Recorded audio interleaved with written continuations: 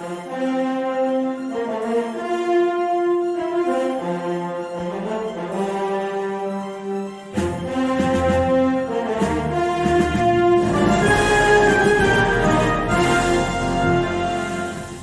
I'm Vincent Green, and this is the Spider Fan Family Hour. And I'm joined again with my guest, Noel John Toohey. Talk to me, Noel. Hey, folks. Right. Thanks for rejoining us, or joining us for the first time. You do you. Well, if they're only coming to us for the first time, we don't want you. I know, I'm messing. But, so Noel, we came back, and last time we talked about Spider-Man 1, and it was fun. We had a lot of laughs, and we came back this time for Spider-Man 2. So it came out 2 years later from the original. We're talking about the sequel to the Tobey Maguire movie. And straight away, I kind of want to jump into the movie, but maybe we should leave it later to the whole Jake Gyllenhaal of it all, because that's a big thing, a bit what if maybe later on. Okay. And so right at the start of this movie, you're kind of picking up from the after events of Spider-Man 1, where he kind of leaves Mary Jane behind at the funeral. He realizes he needs a life of isolation. He's gone away. He's become estranged from Harry because of how it ended, with Harry thinking Spider-Man murdered his father, and Harry's kind of become a bit cold to Spider-Man, and he hates Spider-Man, and Peter's kind of backed away from him, probably because he doesn't want that whole weird relationship and stuff like this. So he's living in a fairly shithole, and he's working. It opens up, the scene literally opens up. I'm pretty sure it opens up with him on a pizza route. He's delivering some pizzas. And so what do you think, did you like the way they kind of jump back, and this is Spider-Man? I think we knew more because he's down on his luck. He's really grinding this time, and now he's kind of taken away from the Osborn teeth of it all that we mentioned last time, and he's kind of really kind of gone back to his social status that he's in school, where he's at the very bottom rung. So did you like that change up from the first movie to the second? I absolutely think that they nailed it, because I just felt like I was dropped back into the Spider-Man universe from where it was. As in, yes, he could lift a truck over his head, and he could jump 50, 60 feet in the air from a standstill, and he's all these cool powers. But it just he was still grinding, and it was slightly comic relief, and then I think it was also a relatable aspect to it. But I literally just felt like they did a really good job establishing the universe. And then when I said 2 years later, I just felt like it was 2 years later. Did you? It just flowed. I don't know, for me. Despite the pizza run. Yeah. I just thought that was just great. Great. Did you absolutely despise Bryce Dallas Howard from that moment on for making him give her the pizzas for free? Because I thought she was being an absolute bitch. Oh yeah, the beautiful Emily Deschanel. Oh no, is that who it is? Shit. Yeah, that's who it is. Bryce Dallas Howard is Gwen Stacy in Part 3. My bad. Yeah, it was the Bones. Yeah, Bones. Yeah, it was so strange. Looking back on a film you haven't seen in years. Of course, you haven't thought about. But yeah, she said, whatever. It was 6 minutes past the hour, and so the half hour had expired, and she goes, "I'm not paying for these." And he just walks away. And it was what I love about Tobey Maguire Spider-Man, what I think was right on display there. It was on display a few times throughout it, but it was the fact that he's not there to upset anyone. He's actually still quite a fragile, gentle-natured guy. He literally just took her at his word, took it on the chin, and can't pay his rent and stuff like that. And I always thought it was brilliant, because you, the audience, get to know the Peter Parker of Spider-Man. And in this world, you can imagine guys in the ground going, "Oh God, where is Spider-Man now?" Probably doing something amazing. Do you think Sam Raimi looked at the first Spider-Man and he was like, "Wait, this version of Peter's a bit too refined, and we're kind of getting away from the source material"? It's because he throws him back into college in the second one, and it's so there's so much ambiguity about what his role is in the world in the first one. And it was do you think there was maybe some pushback? I can't really remember. Was there much pushback at the time about the place Peter held in the world? Because it's more towards this, more true to the source material in the second one in a lot of ways, because he's in college. Doc Connors, who becomes the lizard, isn't it? Becomes the lizard. Never materialized in Sam Raimi. Yeah. But do you think he thought that way Peter Parker was a bit too refined in the first one?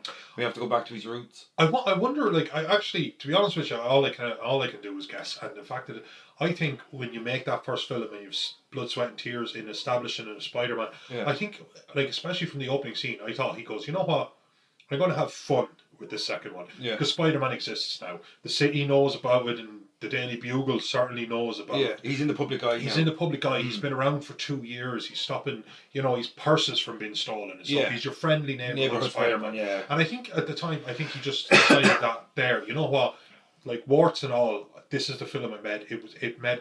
We did ourselves a disservice. We didn't talk about how big the box office was from that first film. Oh, sorry. Yeah, sorry. We were kind of I was saying to you earlier that like when Spider-Man 1 came out, for its time it made like 800 and something million. I'm just going to bring that up here just in case I am wrong.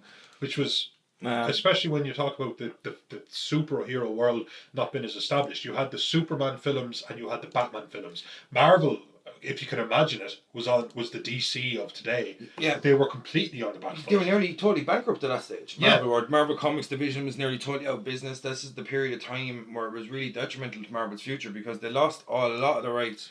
Well, they went from 139. Sorry, I looked over your shoulder. 139 million in to make it. Yeah. To 825 million. So they nearly what's that quadruple? Oh, more. Their production costs and way more. So and nearly $1 billion, which is incredible for a superhero movie at the time. And then part 2 did just a little less, 789 million with a budget of 200 million. So yeah. So would you call that like a failure? No. Well, no, I would just feel terribly sorry from everyone involved and invested in the film. But I suppose if you look back, if you add inflation now, it's probably $1 billion movie. Oh, it is. Because it was £5 for a ticket back then, wasn't it? Yeah, it's £12 now. Yeah, absolutely. Yeah, you know what I mean. So absolutely crazy to think about. Do you think actually? Total side note, I know we're getting off track, but do you think the Marvel movies in general have benefited from inflation? Oh, of course they have. Yeah. Because at the same time, like it's got more expensive, but at the same time, it's never been so expensive that it isn't something you do. But I brought like one of my nieces, one of my nephews, and my fiance at the time, girlfriend, to one of these films. And by the time I got everyone their popcorn and stuff, here in Ireland we had the euro. I was like something like €58. Yeah, it's crazy. And it's still, but like it's a lot of money. But at the same time, it wasn't so much money that I wasn't happy to take two kids and the other half and go to the cinema. It was still fine. It's never become so exorbitant that you just won't do it. Yeah, the price of popcorn there is ridiculous. Though. Yeah, the price of popcorn. It's like, lads, calm down. You're not selling crack cocaine. Yeah, exactly. I will keep coming back like a crack. Well, you haven't gone to the right cinema. You snuck that one in there, didn't you? Yeah.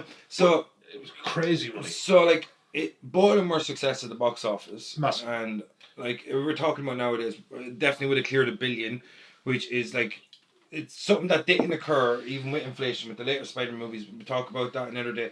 But like, so when this movie was coming out and it picked up in Peter's life, and so like you were happier. I think I was kind of happier with this version of Peter compared to the first one. Agreed. Because it really did remind me of the cartoons and reminded me of the comic strips, where he was like literally no matter what he did as Spider-Man, his life as Peter is always hard.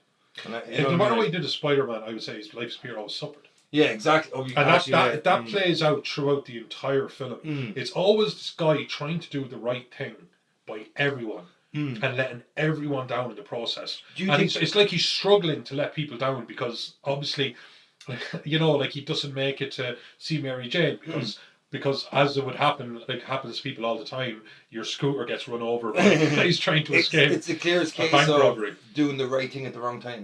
Always. Like it was always like it reminded me of the goofiness of the original Clark Kent. Yeah, exactly. I need to get out of here, and I can't. If the fact that I'm just such a doofus, this would be so like me to not be around, as opposed to it being suspicious I'm not around. Yeah. And that unreliability actually becomes the superhero's best friend. If you remember when he delivered the pizzas, he literally falls out of the janitor's closet, and he's so pathetic. If he just leaves that instead of questioning why he's there, if he leaves the mops alone, the mops keep falling out, and instead of like Emily Deschanel, I hope I'm getting her name right. Yeah, Bones. Bones, yeah, just a wonderful actress as it turns out, but she was obviously in more of her infancy of her career.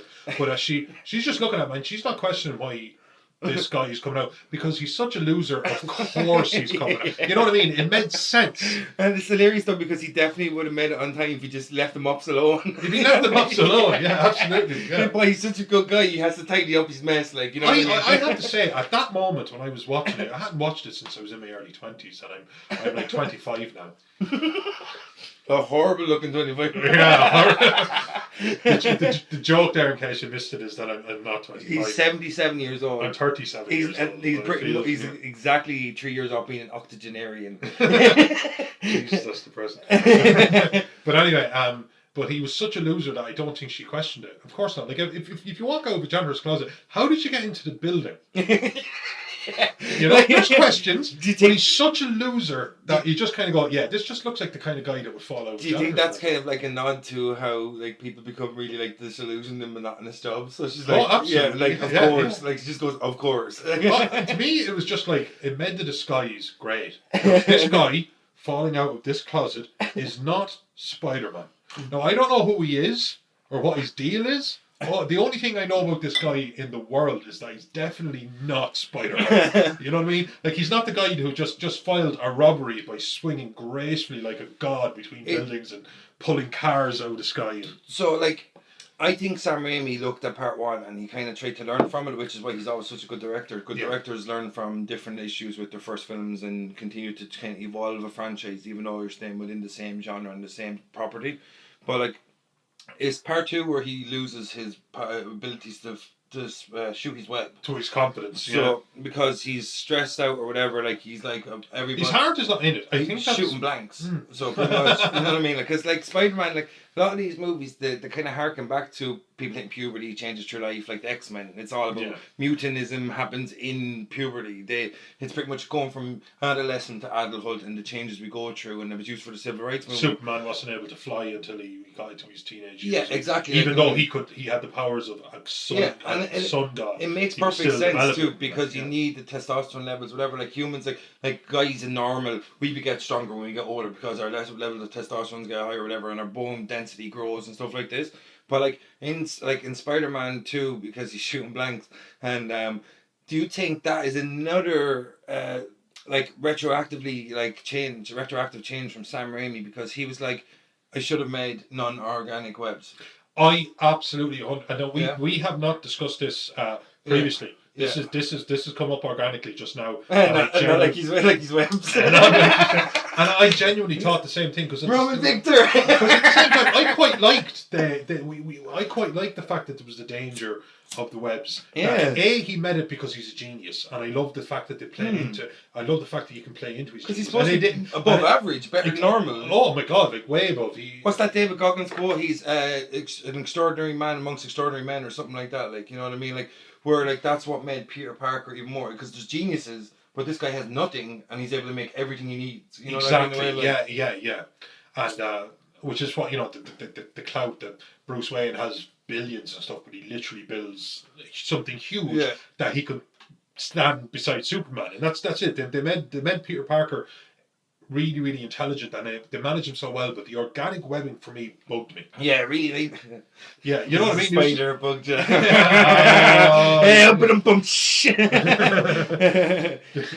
And you know, he was still shell-shocked from fighting in Iraq. Yeah, that's the joke everyone's going to love. That one, edit that one out. So, actually, the quote is "uncommon man amongst uncommon men." Oh, there you go. Yeah. I've listened to Joe Rogan enough. But that's the thing. I think like the fact that like they added this frailty to it, because when you see him in full swing, like especially when he was taking down the non-danger guys, you know, guys like shooting at him at the start. Yeah, the friendly neighborhood Spider-Man aspect. Yeah, he was swinging, he was dodging bullets like nothing. You knew it wasn't going to touch him. In fact, it was literally just exposition setting him up. Yeah, and you're like, this guy is a powerhouse. Yeah, why wouldn't he be able to stop Doc Ock? Why wouldn't he be able to stop this? But the fact of the matter is that his frailties can also come, like he can literally suffer from performance anxiety. Yeah, exactly. Like he can literally suffer from like he's everything that we are, just on a scale that we could never imagine to be on. Exactly, like, you know what I mean? Like, and you mentioned Doc Ock there, and I'm going to do like a slightly hard segue, but like as the film progresses, you see that Peter is failing at life. You mentioned he misses Mary Jane at the concert because his scooter or whatever gets ran over by bad guys in their car and stuff. And then it kind of does this, like, it's not, I don't think it'd be called a montage, but it just shows this ream of events where he's missing out on his schoolwork. Late again, Parker, you know what I mean, with Doc Connors, and he's kind of failing at life. And Jonah Jameson? He's unreliable. You know what I mean? Like, exactly. Where's Parker? Parker's never around, you know what I mean? Breadline, So he's failing at life, and so he starts talking to Harry. Even though they're kind of a bit more distant as friends, because Harry's moved into the family home and he's trying to take on this moniker and take on the place of his father in the world. A titan. Yeah, exactly. Like an industrial titan. And then Peter talks to Harry about something he's working on. Or is it, sorry, no, is it Doc Connors that mentions Alfred Molina, or is it, no, it's Harry that brings him to meet Dr. Octavius, because he's failing at school and he did a project on him. And so this is where Alfred Molina comes in. I just mentioned him. He plays Dr. Octavius, Otto Octavius, like such an on-the-nose name. But like classic comics. Yeah, exactly. I thought, sorry to interject. Alliteration. Yeah, alliteration. And do you remember, like, the Riddler was Enigma, Edward Nigma? Yeah, exactly. People loved that in comics back in the day, and I honestly thought, as cheesy it was, if they didn't do it, I would have been properly. Marvel loved it. Bruce Banner, Peter Parker, you know what I mean? He the PP, he loved that. Like Susan Storm. It goes on. Yeah, exactly. Richards. It goes on and on. Yeah, Johnny Storm. Damn it, didn't work there. Sonny Storm. I'm actually surprised his name wasn't Sonny Storm. Yeah, actually. Yeah. So, like, this introduces who's going to be eventually the antagonist of the piece. And it felt to me, I actually thought there was a smoothness to it.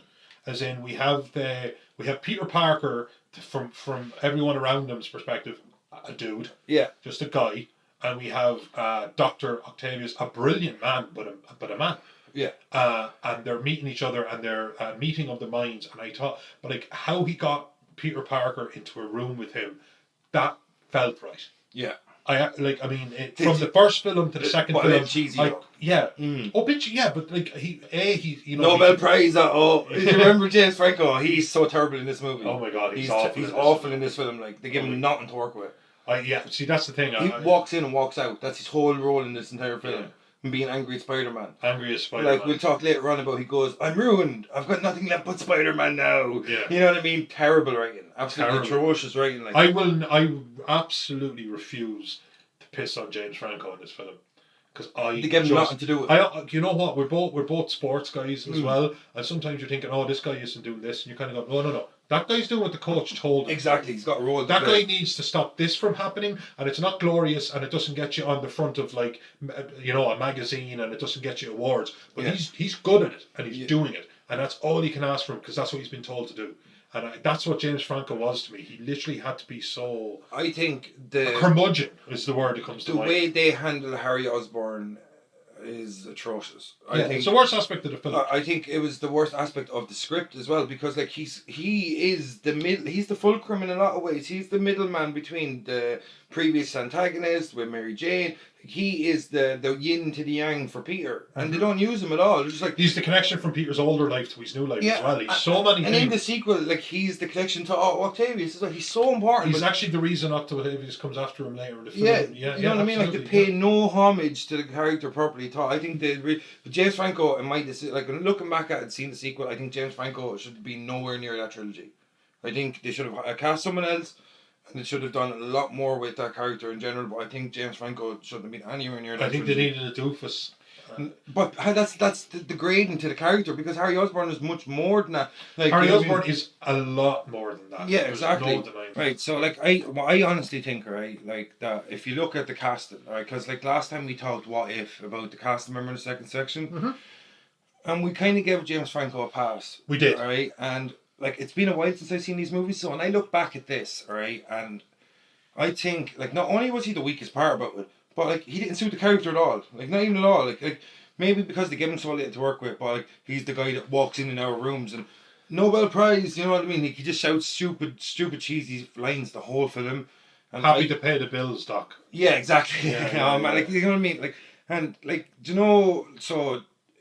the kind of so we don't stay. I don't want to kind of trounce on James Franco, as you said. He worked with what he got, and and my opinion is that he definitely shouldn't have been. Watching the sequel back, the first one I was like, yeah, it's kind of cheesy. The second one, they didn't respect the character, and I think the actor didn't suit the role, and it kind of diminishes Harry Osborn, which really becomes highlighted in how little he's in part 3 as well. Like, you know what I mean? But like, so. This now becomes the main relationship in a lot of ways throughout the film, apart from obviously Peter and MJ, because that's obviously always the backbone of Spider-Man. But Peter's relationship with Otto Octavius, and like how that kind of blossomed, for how he started talking to him and he realised Peter's a genius just like him. And so this added some more complications for Spider-Man as it goes down along the line, because we all know Otto Octavius becomes Doc Ock, and so that's so important to the story that like, and I think once again maybe there's a little bit of repetition here, but maybe he just wanted to be a true line. Sam Raimi had Peter kind of look for this father figure again. Like Ben is gone, and No, I felt that. You know what I mean? Like, that, do you think that was repetition, or do you think he was trying to create a true line throughout the series? I think like Uncle Ben was he actually said near the end of the first film that I have a father and his name was Ben Parker. Yeah. So Uncle Ben he considered his dad. But I do think at the same time that Uncle Ben was just a good man. Mm. You know, a wise and grounded. He was a good man. but just a decent character with but like Peter was obviously a huge intellect, and Octavius was the father figure in that sense. Like he was somebody who could take him under his wing intellectually. Yeah, but do you think that was intentional by Sam Raimi? He wanted to keep it a running theme, or do you think it's just repetitive? Oh no, I think he did it well enough, because I think one thing is somebody who shapes you. Yeah. And then I think it's somebody who lifts you up. And Ben Parker shaped him, and Doc Ock could actually lift him up. When he was talking to him, he was so gentle, and he was like, "How do you know that it will stabilize and it'll be okay?" And he said, "Peter, what have we been talking about for the last hour?" Yeah. He was like, he looked like, I felt like Peter Parker wanted to be him. Yeah. He was just a and man Doc who had Ock it all. wanted to be inside of Peter. He kind of looked like he wanted to be inside of him a little bit. Some squid porn. Some calamari.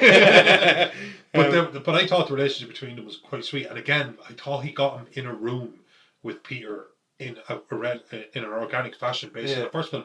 You had Peter, who's a photographer and B, a scientist, and then you had Harry, who was the head of a huge tech company. Yeah. So that is just like if you're the writer, if you're sitting down to actually write that, you're going, wow, this. Yeah, David Coep is the writer. Actually, we forgot to mention him last time. In respect to him, and I'm just thinking, wow, I could get this guy in a room with Doc Ock, like story wise, very easily, and it's thanks to the work he had done earlier. But he just at this point he had created an organic enough world to just boom. Peter Parker. Sam Raimi does that really well, doesn't he? Like he kind of links the different part of Peter's life together very like simplistically. But like as I was saying, I like to kind of say there's like a complexity to the simplicity. Like, you know what I mean? He made a He made a Peter Parker film and he made a Spider-Man film. Yeah, exactly. I don't want to jump ahead. Yeah. But like sometimes it just felt like a Peter Parker film. Yeah, kind of akin to Iron Man 3. Yeah, actually, Iron Man 3 is a brilliant example. Yeah. And it was just like the actual being. I'm so disappointed with Iron Man 3. Not the so was I. But I see what they're wrong. But at the same, Peter, we got a sense of who Peter Parker was. Yeah. And Spider-Man, actually, if anything, I think it was more of a Peter Parker film. Yeah. And it had so many huge scenes that it was still an awesome Spider-Man film. Do you think that was? I don't want to jump, but I think I have to mention it. Do you think that was? Maybe there's less action sequences because of Tobey Maguire's injury that he got in Seabiscuit in between the two films. Because obviously they're using stuntmen. Yeah. But do you think he's in the suit a little less because of the injury, or do you think that's just a narrative choice? I am going to take a stab in the dark at this, and I actually think it was a narrative choice because the amount of special effects in this film. It's $200 million film. $200 million film. And he was...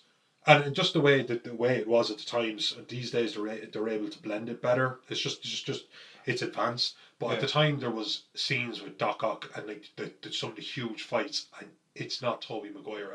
Like Tobey Maguire sat that day out. Yeah. Do you think he was in less action sequences because of the back, or just was? I actually don't even think it was anything got to do with the. I don't. Well, maybe it's it so was. computerized too. It's so computerized. Need to be in any of the action sequences. There's if you go to the trams to the train scene, and he takes the two hostages. And he pulls them out, and they're literally like rag dolls. They're so CGI, and then he throws them, and Spider-Man is catching them, and like so much of it is just Tobey Maguire standing on a train in actuality, and then he jumps and he gets knocked off, and he jumps back in, and it's pure CGI. And so, do you think now, like, if not to jump ahead to the train sequence, but you bring up a kind of good point, but do you think the special effects went on leaps and bounds from the first one? I think it aged pretty well. I think it aged pretty well, but at the same time, it made me think of one thing. Definitely improved a lot from the first Improved one. a lot in the first one, and this isn't at all a criticism. It's just simply where something is. If you look at Jason and the Argonauts, and it has a fighting the skeletons, you realise it's pure stop motion. Yeah, it's kind of like it was bleeding Clash edge. of the Titans back in the day.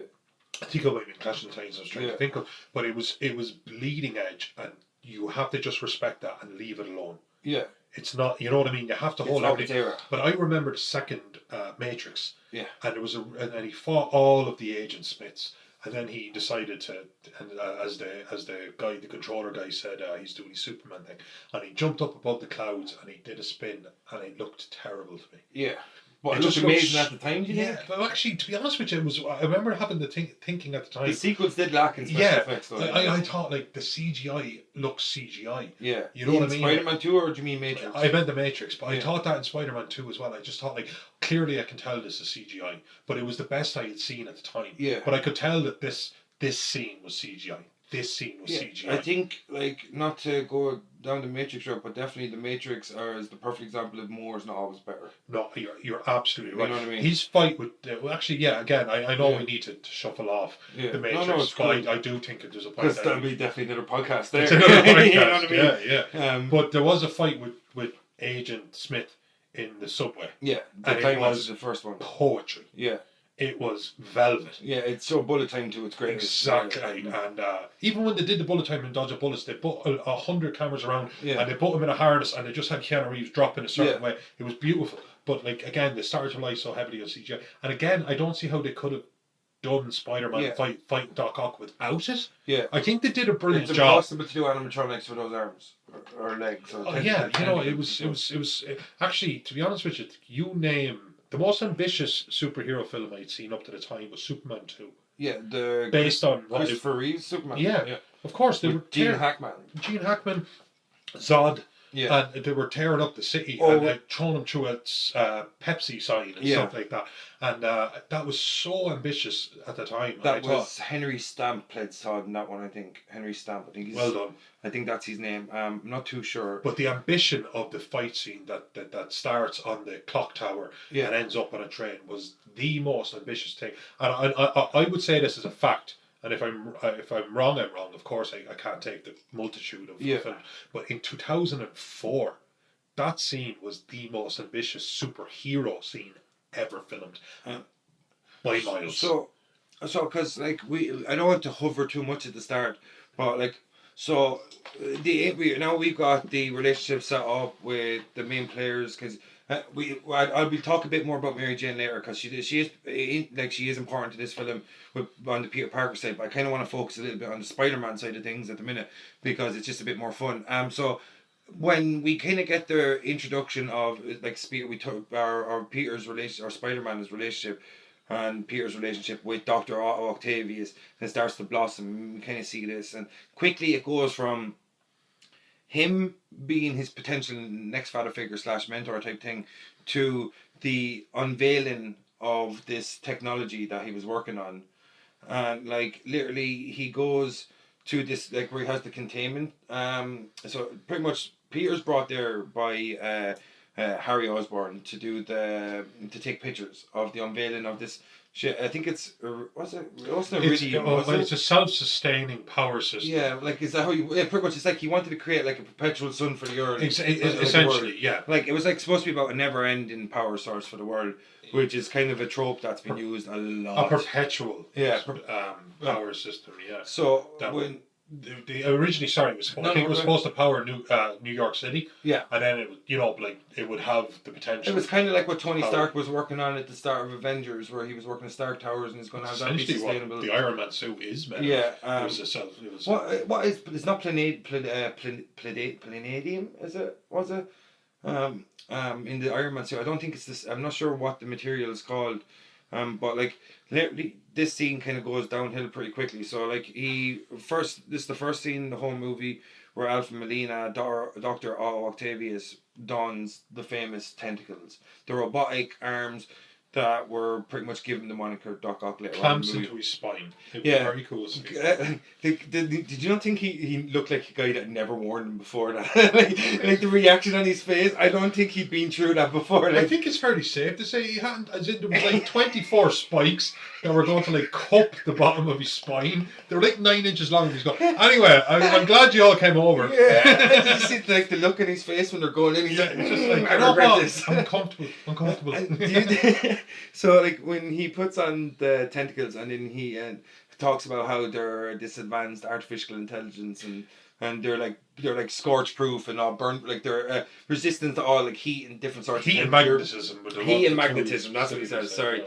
So like when he says they're immune from being affected by heat and magnetism, and like and he puts on the suit, and then one of the ladies there, I think she's a reporter, she says, well, if they're so smart, what prevents you from being taken over? Like, which is such an obvious like foreshadowing for later on. God. And then he goes, this little inhibitor chip I got here, could he have made a more fragile thing to protect him? Like, You just shot. Oh, I was preparing jokes all day about this, and you literally just shot all over it. Like, you know what I mean? Like, do you think he could have made anything more fragile? Excellent choice. And then he points at this tiny little chip that's encased in blue plastic, and he kind of goes like, this chip here, and it's at the top of his spine, at the crease of his neck, where I think even looking up at the roof would break it.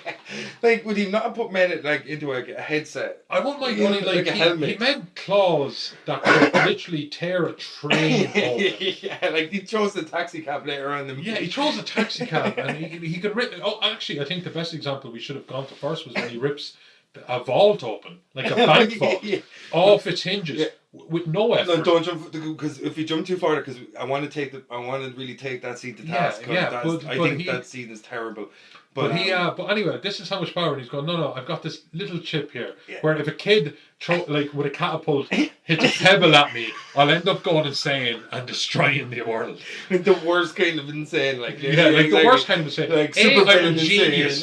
You know what I mean? I'm a genius who knows how to make like an unstoppable bomb. But don't worry. Plastic little thing right at the crease of the back of my neck. Did you ran out of funding? No, as long as nobody says like what's that up there, and I don't look up, I think everything's. He's like, oh no, we used all the metal on the tentacles, doctor. We can't encase this in anything. He goes, not even nickel. He's going, no, doctor, you don't seem to understand. Yeah. Oh man, it's gone. Yeah. So like when the scene starts happening and he gets this element from its holder. Oh god. It's Pteridium or something like that. But precious Pteridium. Is it Pteridium or something like that? Yeah, so he gets this from its containment vault, and 25 pounds of it on the whole globe. Yeah, and they established that. And he takes it looks like a gobstopper size, kind of like that's what the size of it is. Yeah. And he brings it out and he thanks Harry and all this. Again, a terribly unnatural, horrible, cheesy interaction between. Happy to pay the bills, dog. Yeah, you know what I mean. Like, it was an awful scene. Like, I really think James Franco's off in this movie, but like, so he takes it out, and the containment field that he has for this like perpetual, like miniature sun, pretty much. He compares it to the sun, and the containment field he has is ridiculously undersized. Like ridiculously undersized. It's 4 bars. You know, it's like 4 bars, which is obviously a nod probably to the tentacles as well, actually, the design of it, hardly. Didn't think of it? Yeah, fair point. It's probably totally wrong. But, like, do you not think that was a bit, like, this guy's supposed to be brilliant, or do you think it was a case where he ran out of funds paying for them arms? And, like, everything was, like, the bottom fell out of this project with the arms, like... I actually thought one of the best things. I'll just go best and worst right now, just for shits and giggles. And I thought one of the best things was the actual arms, because it wasn't just like big giant. But if you looked at them, they had these little arms. Like they were able to take his hat off quite comfortably, remove a blindfold quite comfortably, and then they were able to like throw taxis across, rip bankfolds off. I thought the arms were actually done really beautifully. It's one of my favourite aspects of it. I actually agree with you. Well. James Franco, who I'm actually, again, I don't want to shit on, because I just think he was given bad direction, and I just don't think he was right. It's like what we said about the first one. They did what they could with what they were given. Like if you had a Michael Shannon type, just somebody who doesn't even need to have a line to absolutely completely change. He's just such a, like, not even necessarily charismatic, but just such a heavy presence. Michael Shannon also played Zod. Yes, Michael Shannon played Zod extremely well. Yeah, he's a great actor. Boardwalk Empire. But like, he was badly casted. But I thought that the actual arms, I thought they were absolutely fantastic. And I thought, what I quite liked is that Peter told him that he might be off on the science. Yeah. and he didn't listen. So his hubris Yeah. caused everything to go to shit, which is where we are in the film. So like he begins his experiment, which quickly gets out of hand. Like Peter's the first to notice that it's becoming magnetic. It's starting to have a gravitational pull. It's like a paper clip or something. I think pulls in something small, and then it slowly snowballs. It's like something bigger, and then it's like jewelry, and it's affecting the lights and stuff like this. And sorry, go on. The first thing was Peter Parker looks down and it's a paperclip. I just said that. Single paper. Sorry, I missed it. I was trying to picture it in my head. Did you say it? Yeah, I just said Sorry, that. it was a single paper clip, and then I actually loved the build of the momentum in the scene. I didn't love the scene overall, but I thought I loved the build where suddenly, very ominous. mostly women, because they were wearing slight like neck jewelry and stuff. Yeah. It just literally gets pulled off, and it was first like paperclip, Yeah. and then it was like jewelry, and then you were like, no, like. Yeah. Now we're out of control. I can't remember who plays his wife, but I'll check that. Beautiful woman. Something Murphy. So an like Irish sounding name. So we don't have dead air. You talk there for a second. Yeah, sorry. But like during that scene, I thought like it all starts to go awfully wrong, and again it ties into Donna Murphy. Donna Murphy. Oh, I'm proud of myself for remembering that. She was in a Star Trek film, and I thought she was so beautiful. And in that scene, also we see as the lab tech is Daniel Day Kim. Any Hawaii Five-O fans out there? He's a deadly actor. He's in Lost as well. So like that's one thing I love when I watch these movies back, when you see actors early on in their career and have these like small that you parts. didn't know at the time. Yeah, exactly. Like Zoe Deschanel, like you mentioned earlier on. Joy Cale. Emily Deschanel. I got her name wrong twice in this podcast already. Yeah. So Zoe Deschanel was from The New Girl, I think, on Elf. That's her sister. And she's Emily Deschanel. I'm sorry, I actually love Bones. I've seen every episode. And so in that scene, it quickly gets out of hand. It breaks its containment field, and which is obviously going to happen. And this is where we see the birth of Doc Ock. This little fragile thing gets knocked off in the melee, and Spider-Man, in the middle of it all, saves Harry. Right? Embarrasses Harry. Yeah, and this is where I think Harry is terrible. Right? Yes, there was. Okay, that scene plays out where it all starts going to shit. Mm-hmm. Peter Parker needs to Spider-Man up. He gets involved. It's so obvious that's him, though. Yes. And then Doc Ock starts saying, no, it's fine, it's going to stabilise, it's just a spike. He was saying all this stuff. Again, he's hubris. Like, he's not a bad guy. His hubris literally ends up driving him insane. Like, the AI control... That's a manifestation of his hubris. Manifestation of his hubris, again. But... he's and then his wife gets killed by the glass that's shattering in on top of her, and then he saves Harry, and Harry just goes, "This changes nothing." Yeah, like, he never grows as a character. Never, ever grows as a character until the third one. Until the third one, but then it was rushed. Yeah, but we'll get to that. But then Doc Ock turns around. His wife has been murdered. How do you think they handle that scene? The wife dying. I actually think that, well, the wife... Look, there's a few moments in that film where they really use the modern... What we see a lot of now, but I didn't see a lot of at the time. And that's like, for example, she gets killed from the perspective of the glass. Yeah, which is awful. And did you not like that? That was so corny. Well, do you remember? And then later in the film, Peter Parker, the car's coming in behind him, and he manages to... I thought they used a couple of things where they just shot it from such a strange... Do you not think his spider sense is so hit and miss in these films? Hugely hit and miss. Yeah, like ridiculously. It literally doesn't show up sometimes. Yeah, like... The first time he takes a hit from Doc Ock was before he turned into Doc Ock, was before the chip. He goes no because he's trying to stop him from shutting it down, and he just gets bitch slapped by one of those. Like, do you not think, like, even if to jump back a little bit to part one, even the part where he gets injured by Harry Osborn, and then they sit down together for Thanksgiving dinner, and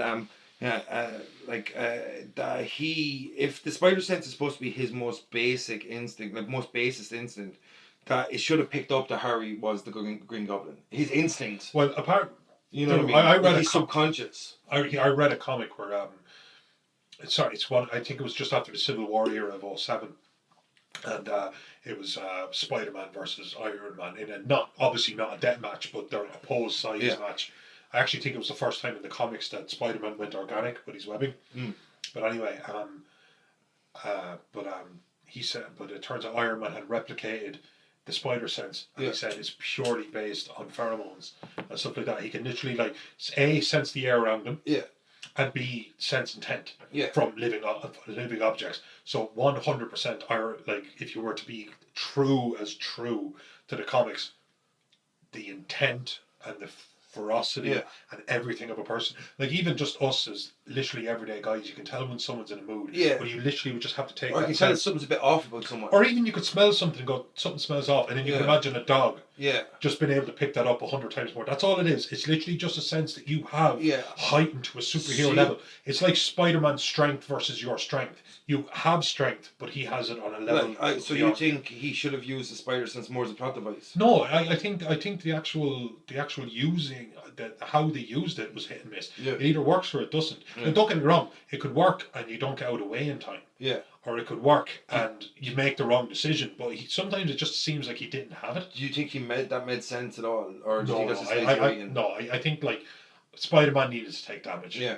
but on the other hand, though, like sometimes you meet a bad person and you don't know they're a bad person. Well, no, that's it. Actually, that you know what? Yeah. That's actually a fair counter. You know what I mean? Like even though you think like you're a good judge of character or whatever you have. Yeah, no, that's actually a fair point. I give you that. Everyone gets swindled every now and again. Everyone gets swindled every now and again. And of course, even Spider-Man. Yeah, exactly. So, like, now that like we've kind of seen the introduction of Doc Ock, and like the surgery scene, we can't jump the surgery scene. Yeah, so like after everything goes to shit in the laboratory, sorry, I realised I spelled that word wrong all the time the other day when I was reviewing something. But like, so when the laboratory goes crazy and the wife dies, Peter saves Harry, Spider-Man saves Harry, and then he shuts down the machine and the thing kind of implodes. It kind of like a star does when it becomes supernova. It collapses in on itself. It collapses in on itself. Yeah. So after that scene, we got an amazing scene. So the next scene really up after that. This is the 10 out of 10 scene. Yeah, before we jump to that, I just want to say one thing. Right at the end of that scene, Harry goes, "I'm ruined.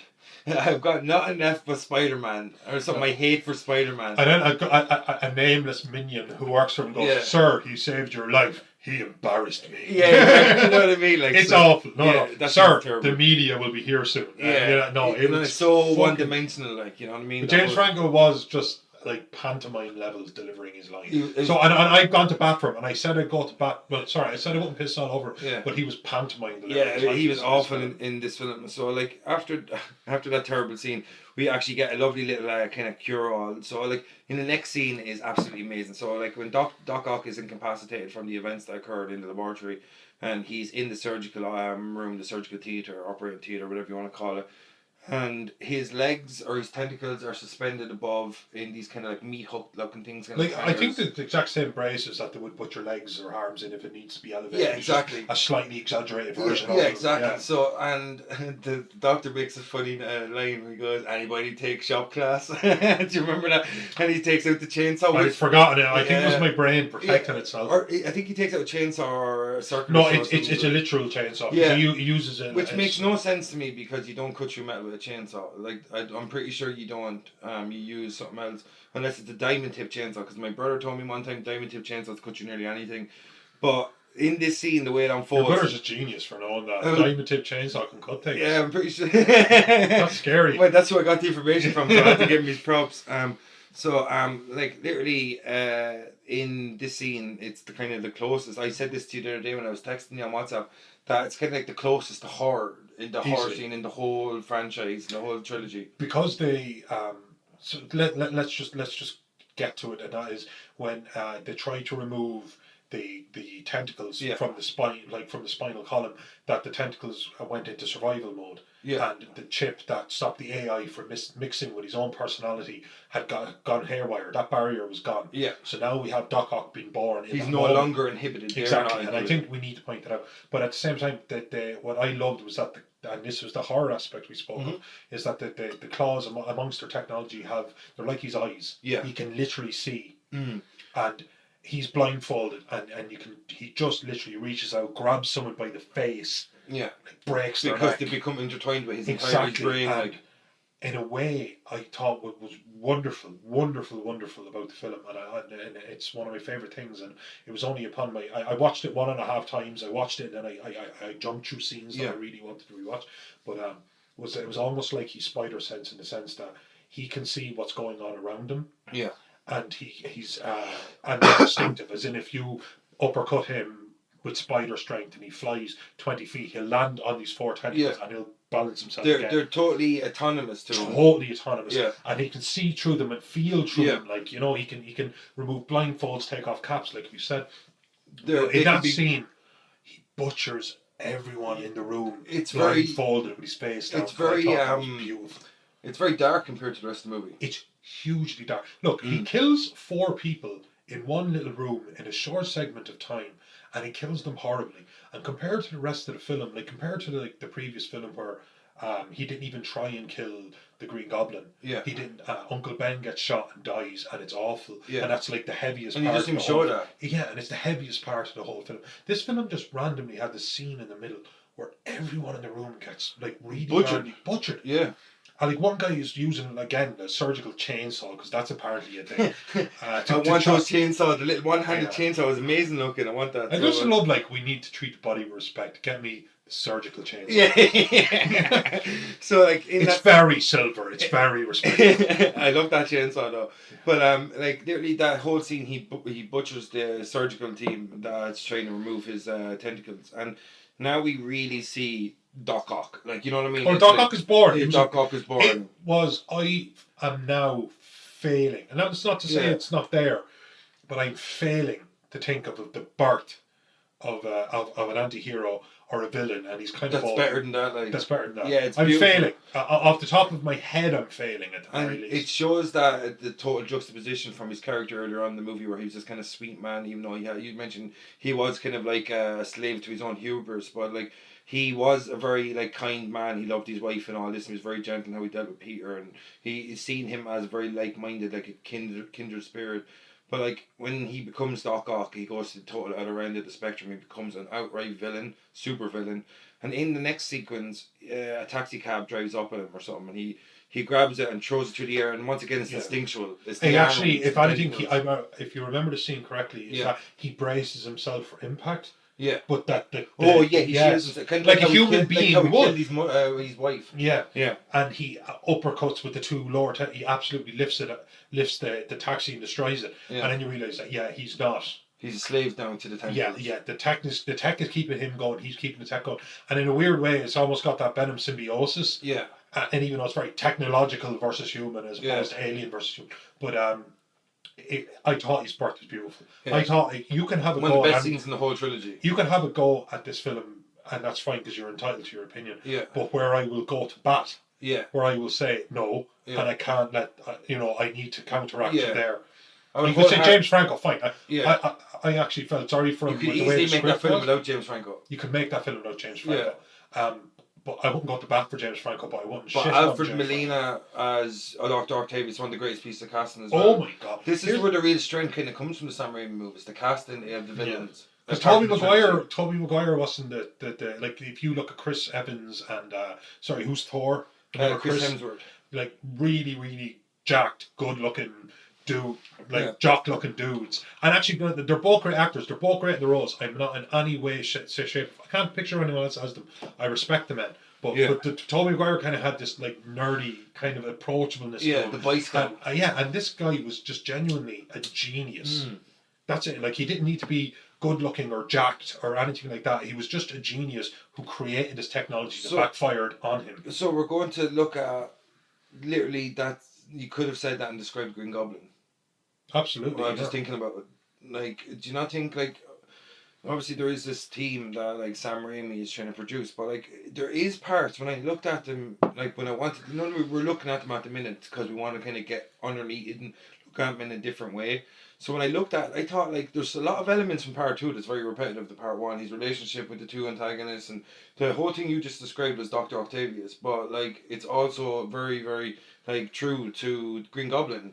He's just brilliant genius who was conflicted, and he was a victim to his own technology. You know what I mean? So like, my God, actually, you know what? It's not that I didn't realize there was some overlap. When you hear somebody kind of say it all out loud, as soon as it's a fair. If you want to use it as a criticism, it's a fair criticism. It is though, isn't it? It is a fair criticism. Literally, as you said it, I thought of it there now that like you could have been describing the Green Goblin easily. Of course, why not? You know what I mean? Why not? Like, I believe so much in this project that, and I need to roll it out so fast. Yeah. Like the Green Goblin met himself, the focus of the experiment, and Doc Ock.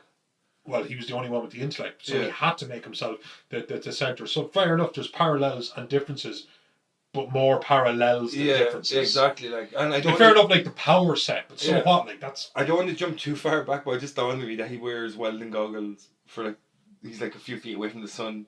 I love that he wears welding goggles. Yeah, he's kind of going now. This thing is able to create enough power to power New York City indefinitely for all time. And he just I'm going to throw on my goggles. Yeah, you know what I mean? I just thought remember that. That's really kind of silly, but like, do you remember the fourth Blackadder?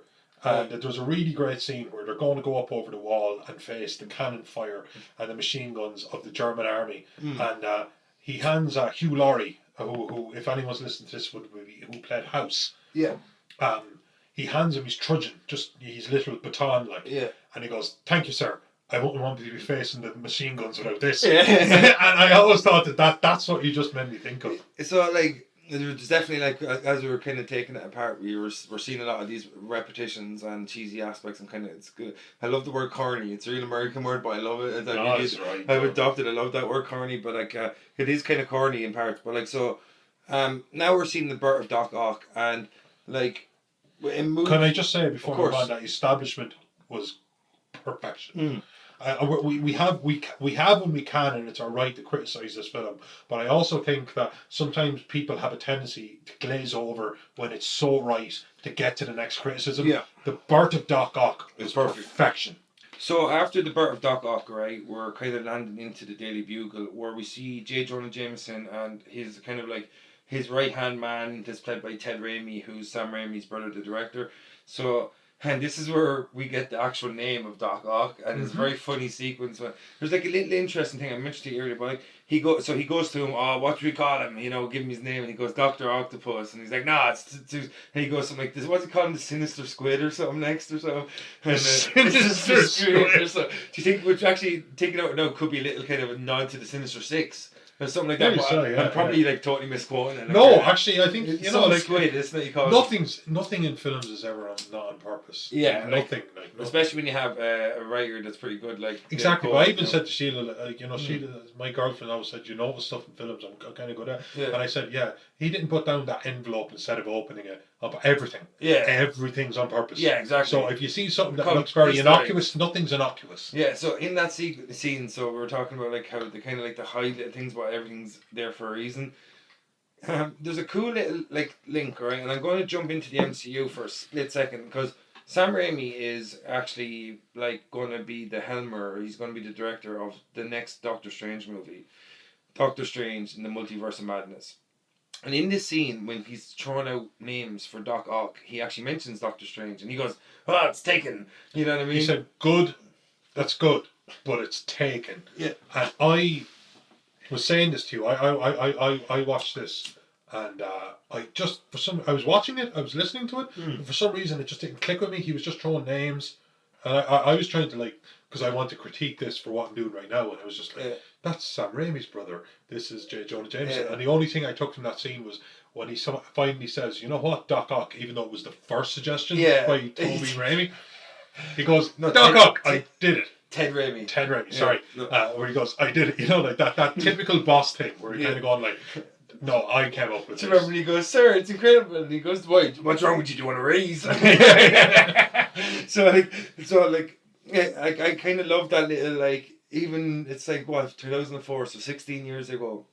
It's a cool little like happenstance that the director of the sequel to Doctor Strange actually mentions Doctor Strange in, and I don't know if that's his choice or David Coep's choice, but I thought it was a cool little Easter egg that Doctor Strange might actually exist in this Spider-Man universe. So like next up, so that's Doc Ock named, and like I keep thinking in my mind about Spider-Man 3 because I only watched it the other day, but like so he moves through, and like this scene, what follows the next scene after this? So there's the Daily Bugle, and what comes up? I think it's like a flash of the newspaper, and it just says Doc Ock, you know. Like, oh yeah, and like isn't there a part now? I can't remember exactly when it happens, but there's a part where they change scene and do this like weird wave effect Oh, wait a minute! I meant to bring. Thank you for saying that. It was a proper, and it was going back to Doc Ock's lair, and it was a bubble effect. Yeah, why? And I remember just thinking that was so unnecessary. And I'm thinking, and I remember going back because like like a Star Wars. I have a decent. God knows there's people out there who could just literally leave me in the dirt. Yeah. But I have a decent comic book knowledge. Yeah. I read so many. I just do, and I remember just thinking like, is that a thing? Am I missing it? Because I watched it. I'm trying to watch it with a critique instead of just being a young kid 16 years ago watching it. Yeah. And I just kind of gone, that was weird, right? Yeah. Like, that's all I could come up with was like, that was weird. Yeah, well, because I watched it like twice for this, like, and the second time I was like, I turned around to Lorraine and my missus, and I was like, why? She's like, they actually switched scenes in this film a couple of times using Daily Bugle front pages, and I actually thought that was again, I appreciate that they didn't overuse it. Yeah. Because it was like Spider-Man being back was a Daily Bugle thing, and Doc Ock being named was a Daily Bugle thing, and I thought that's great for transition. I think that's brilliant. Yeah. Because it's like a newspaper in the city front page, and it's a newspaper that our Spider-Man actually works at. Yeah. So I just thought it was brilliant. So I get that they didn't overuse it because that would have cheapened it. Yeah. It's just weird. It's a cool bubble effect. Yeah, I thought that was completely unnecessary, and I do like what you brought up there, the way they use kind of like little time jumps about to encapsulate the mood of the city through the Daily Bugle headlines. Yeah. But like you touched on something there. This is the one where Spider-Man, like, is Spider-Man no more. That's the line, isn't it? Yes. Spider-Man no more. I'm pretty sure that's a really famous line from the comic books. I know I'm going to get nerd railed online from this. I'm sorry. I hope you do. I mean, people watched. Yeah. But like, people listened, yeah. So like, this is something that's, like, this is where kind of, as you mentioned earlier, it's nearly the Peter Parker movie. I feel like you're going into the two. Yeah. We need to talk about the first fight because that leads us to how the confidence actually leads to him losing his abilities. Because that wasn't it, the Spider-Man no more. Yeah, so it was, we'll hold off on Spider-Man no more for a second, and then we're going to talk about a ridiculously cheesy scene. So we have the bubble effect, this weird wave effect, which is never used again in the movie. And then we have Doc Ock, and he's like talking to his. This is the first time he realizes that the tentacles have now become sentient, that they're actually controlling his actions, and they're actually they're maybe not totally controlling his actions, but they're definitely influencing him. And massively, and he goes, maybe we should rebuild, and this is where he becomes setting his goal to retry his experiment again on a bigger scale. On a bigger scale, exactly. So he goes, then we're going to need money, and this is where it cuts to a scene where it cuts from that scene where he's in his laboratory, and it cuts to a bank scene where, as you mentioned earlier, Joel McHale plays the bank teller who's actually in Community. What's his character's name in Community again? Jeff in Community, and in this scene it's kind of heartbreaking a little bit too, because Aunt May is I think she's trying to remortgage her home, or she's trying to do something. Open an account, but she isn't. Yeah, I think she's trying to use the new account, her Super Saver account. Sorry, she's trying to open up the home, a new account in this bank so she can remortgage her home, I think, or get a loan out to help her pay her bills or something. And in that sequence, what really, really annoyed me, like, why didn't you give her the toaster? Give her the fucking toaster! You know what I mean? Like, just give her the fucking toaster. She's like, at least I get the toaster. And he's like, oh, I'm sorry, you need $300 deposit to get that toaster. What a dickhead. Just give her the toaster. You know what I mean? So, and this is where the lack of spider sense flares up again. Why did he? This is why. This is a cool scene, but it's also really, really cheesy, and I don't like. There's actually a lot wrong with it. Like, or maybe it is the beginning of him having problems with his powers even before he knows it, because he doesn't until he hears the reaction to Doc Ock making an attempt to open up the vault. He doesn't react, and once again, he abandons Aunt May and he runs off to be Spider-Man. And I think Joe McHale says something like, hell of a nephew you got there. And she goes like, Peter, don't abandon me, or don't leave me. And like, once again, his spider sense doesn't work. Do you think that was like a poor narrative choice, or do you think it is actually the beginning of him losing his powers? The whole spider sense thing is, again, I tried to explain it a little bit, because I remember Iron Man explains, and it's very based. And I guess that it can't be like it's not precognition. Yeah. Like it's not full blown precognition. Yeah. Where you live in 6 seconds to 7 seconds in the future. Yeah. And can just literally react to something with your amazing reflexes and abilities in time. So in that small sense, I get the hit and miss of it. But no, I think they didn't play with it perfectly. Yeah. They didn't. Didn't understand it, or just didn't know how to use it? Didn't know how to use it. To be honest with you, sometimes I just feel like they don't know what it is. Yeah, exactly, yeah. Because it's hard. It's very hard to fight. Like, Superman has super strength. Yeah. It's not complicated. Actually, I'll go to the Hulk, because the Hulk's the best example. Yeah. Hulk's thing is angrier, stronger. And he's a rip-off of Jekyll and Hyde. Or Jekyll and Hyde. Jekyll and Hyde. Yeah, I love that, yeah. But like essentially that's so it's easy. Of course it is, because like flight, Cyclops, all that, it's easy to explain because it's one thing. But his thing is that he kind of like he kind of just like gets things. It's hard to explain. Yeah. So I do get that it's I do get that it's hard to explain, but at the same time it was never really defined. Yeah. So I do think that they're allowed to be a bit hit and miss in it, but I think we as fans, and not just fans of like film, but fans of comics and just fans of superheroes in general, because it's three things. Yeah. Is that we get to ask like, well, what is the deal with that? Yeah. Like, we know he sticks to walls, we know he can shoot webs, and we don't need to question it. So what is it? It's a bit more ambiguous. It's a bit more, it's completely ambiguous. And I think that's the word I didn't realise I was searching for. Yeah. Ambiguous, completely ambiguous. That's why I used to write for a living. There you go, yeah. I did this review thing. But so like literally so in this scene, right, it's cool to the eye. It's to me it's kind of like nearly the definition of action eye candy.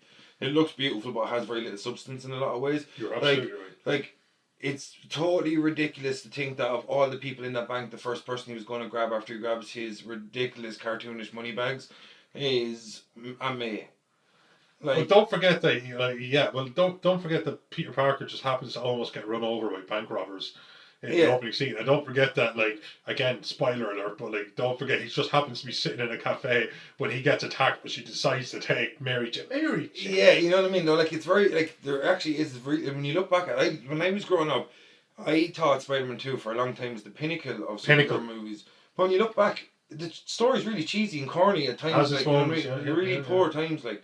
But you're looking back from a spoiled perspective. Yeah, but from MCU and stuff like that and stuff. Well, but you just are. You know what I mean? Like you're a lot older. Yeah. You know, you're literally going from when you couldn't legally buy a pint to just being a man and just having like Endgame and all these huge projects and played out. Yeah. So I do think you kind of have to put your brain through a bit of a filter. Yeah.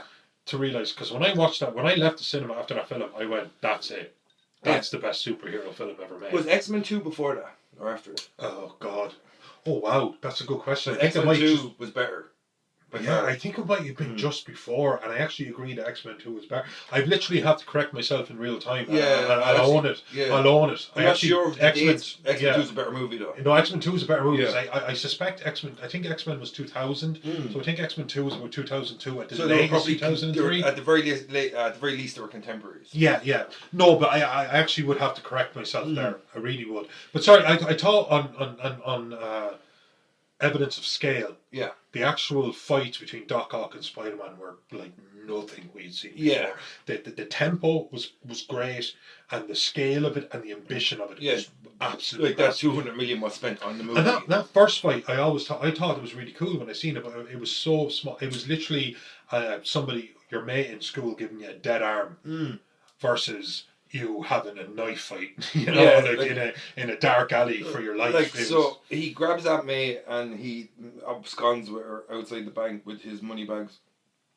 With like S's on them. Yeah, like, you know what I mean? They're ridiculously cartoonish, the money bags, like the brown burlap sack that we've seen in all these like cheesy cartoons from the 70s, 80s, 90s growing up.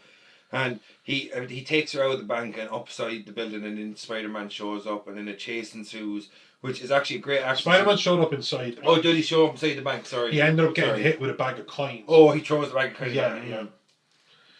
So he takes her up the side of the building, which is a very ambitious action sequence, especially for the technology they had at the time. But like CGI was really, really improving. Like 2 years onwards, the leaps and bounds it was making was crazy. But like that whole scene, the way it plays out, I loved it at the time. and it's really cool. And it might be a case of again, bigger isn't always better. Like, it's a cool scene up the side, but the whole point, what takes away from the whole scene for me is the fact that it's Aunt May that he took. Because the chances of him stealing the one person in that bank that actually had an emotional attachment to Peter, and vice versa, Peter to them, was a bit stupid, I thought. Like, you know what I mean? It was The a bit point, silly. the reason, well, one part of me wants to say there's this thing called suspending your disbelief, and the other part of me wants to say, like, the fact of the matter is it's silly because he could have taken anyone, and he'd still have to be Spider-Man. Yeah, exactly. He'd still actually have to save him. And like the way that, sorry for cutting question, but the way that scene plays out, they're making their way up along the wall and stuff. Like, what did you make of that action sequence in its totality? Like, I remember watching that as a much younger man and thinking, what I did, I thought it was actually really cool that Spider-Man's power set and Doc Ock's really correlated well. Yeah. Like, Doc Ock could get around. Like, I know he couldn't fly like the Green Goblin, but he could. But his power set was oddly more similar to Spider-Man's in a strange way. And he was very strong. He was very agile. It's probably why they created that character in the first place. Exactly. Yeah. The A appendages. Exactly, and he was able to climb up buildings, and he was able to, like, you know, break things up and throw them, and he was able to do all these amazing things. And as a power set, like, you think like Superman fights Zod, or the Hulk fights the Abomination. Yeah. And I thought Doc Ock turned out to be a very cool match for physical confrontation with Spider-Man. Because they need to have, as you said, like a similar power set for them to kind of like the action sequences to work. Yeah. You know, that kind of way. Like, so like as the as the scene plays out, then like, were you happy? Like, I know you say suspend your disbelief, but like, when you have to take into account that they have to make these crazily outlandish, over the top things seem believable in the moment. That you thought, like, did you agree with me in thinking that the fact that Aunt May was there took away from the entire scene? Yes, I did. And I think the fact that Aunt May, an elderly woman, didn't have a massive fucking heart attack, been dragged fucking 18 stories up a building, dropped twice. Yeah, I actually never said this to you, but I was thinking that exact thing the other day. Like, how did she not die? Like, yeah. And then, like, at one point, she's actually, like, caught by a web, and then using inertia and kinetic energy, she's shot back up the building. With the and then she uses her umbrella to latch onto, like, a gargoyle or something. Yeah. And then it turns out there was a platform and all this kind of shit. But she was, like, she was cool. Yeah, you know, okay. Her surviving that scene, not dying of natural causes, is more unbelievable than a super intelligent. It's more, than the two guys tearing the city apart with, like, huge limbs and being able to stick to walls. And I was just like, yeah, like, that's fucking ridiculous. And then you're just thinking, like, Peter Parker, he's thinking, should I let people into my world? And I was like, well, your aunt was kidnapped 2 seconds ago, and the girl you're talking to now is just being kidnapped. Yeah, exactly. No. The answer is no. Man. So, like, the way that scene plays out is, like, it is a bit silly because of Aunt May's involvement, but, like, it is cool looking. But I do agree that it would have been a very small corner to cut to just not have it be Aunt May. Exactly, she was unnecessary to make that because scene. Spider-Man's a superhero. Exactly, he, as you said, he's going to have to be Spider-Man no matter what. No matter what. Yeah. He's not going to be like, oh, well, I'm not related to this person. Yeah, or exactly. I don't have a personal connection to them. Yeah, exactly. So I'm not going to, like, Spider-Man will absolutely... It's in his mandate. It's in his mandate. And we're going to get to something later in the film, and I guess the spoiler is that a hero is always a hero. Yeah, exactly. Like, a hero is always a hero. So, and he just is a hero. So I do think that Aunt May just felt a bit unnecessary, and then I'm just like, you have to understand that Doc Ock didn't know that Spider-Man was Peter Parker. Yeah, exactly. Like, it would have meant way more sense to Spider-Man if he knew. So you live in a city of 8 million people, and you happen to be in the building at the same time that Doc Ock shows up. Unlikely. Yeah, exactly. And then inside of that, you have that person that you're related to kidnapped. Like, unlikely. And I know we're talking about a superhero film. We're talking about a dude who's supposed to be like 20 who could lift a fucking truck over his head, jump 60 feet, shoot like webbing from his, I get it.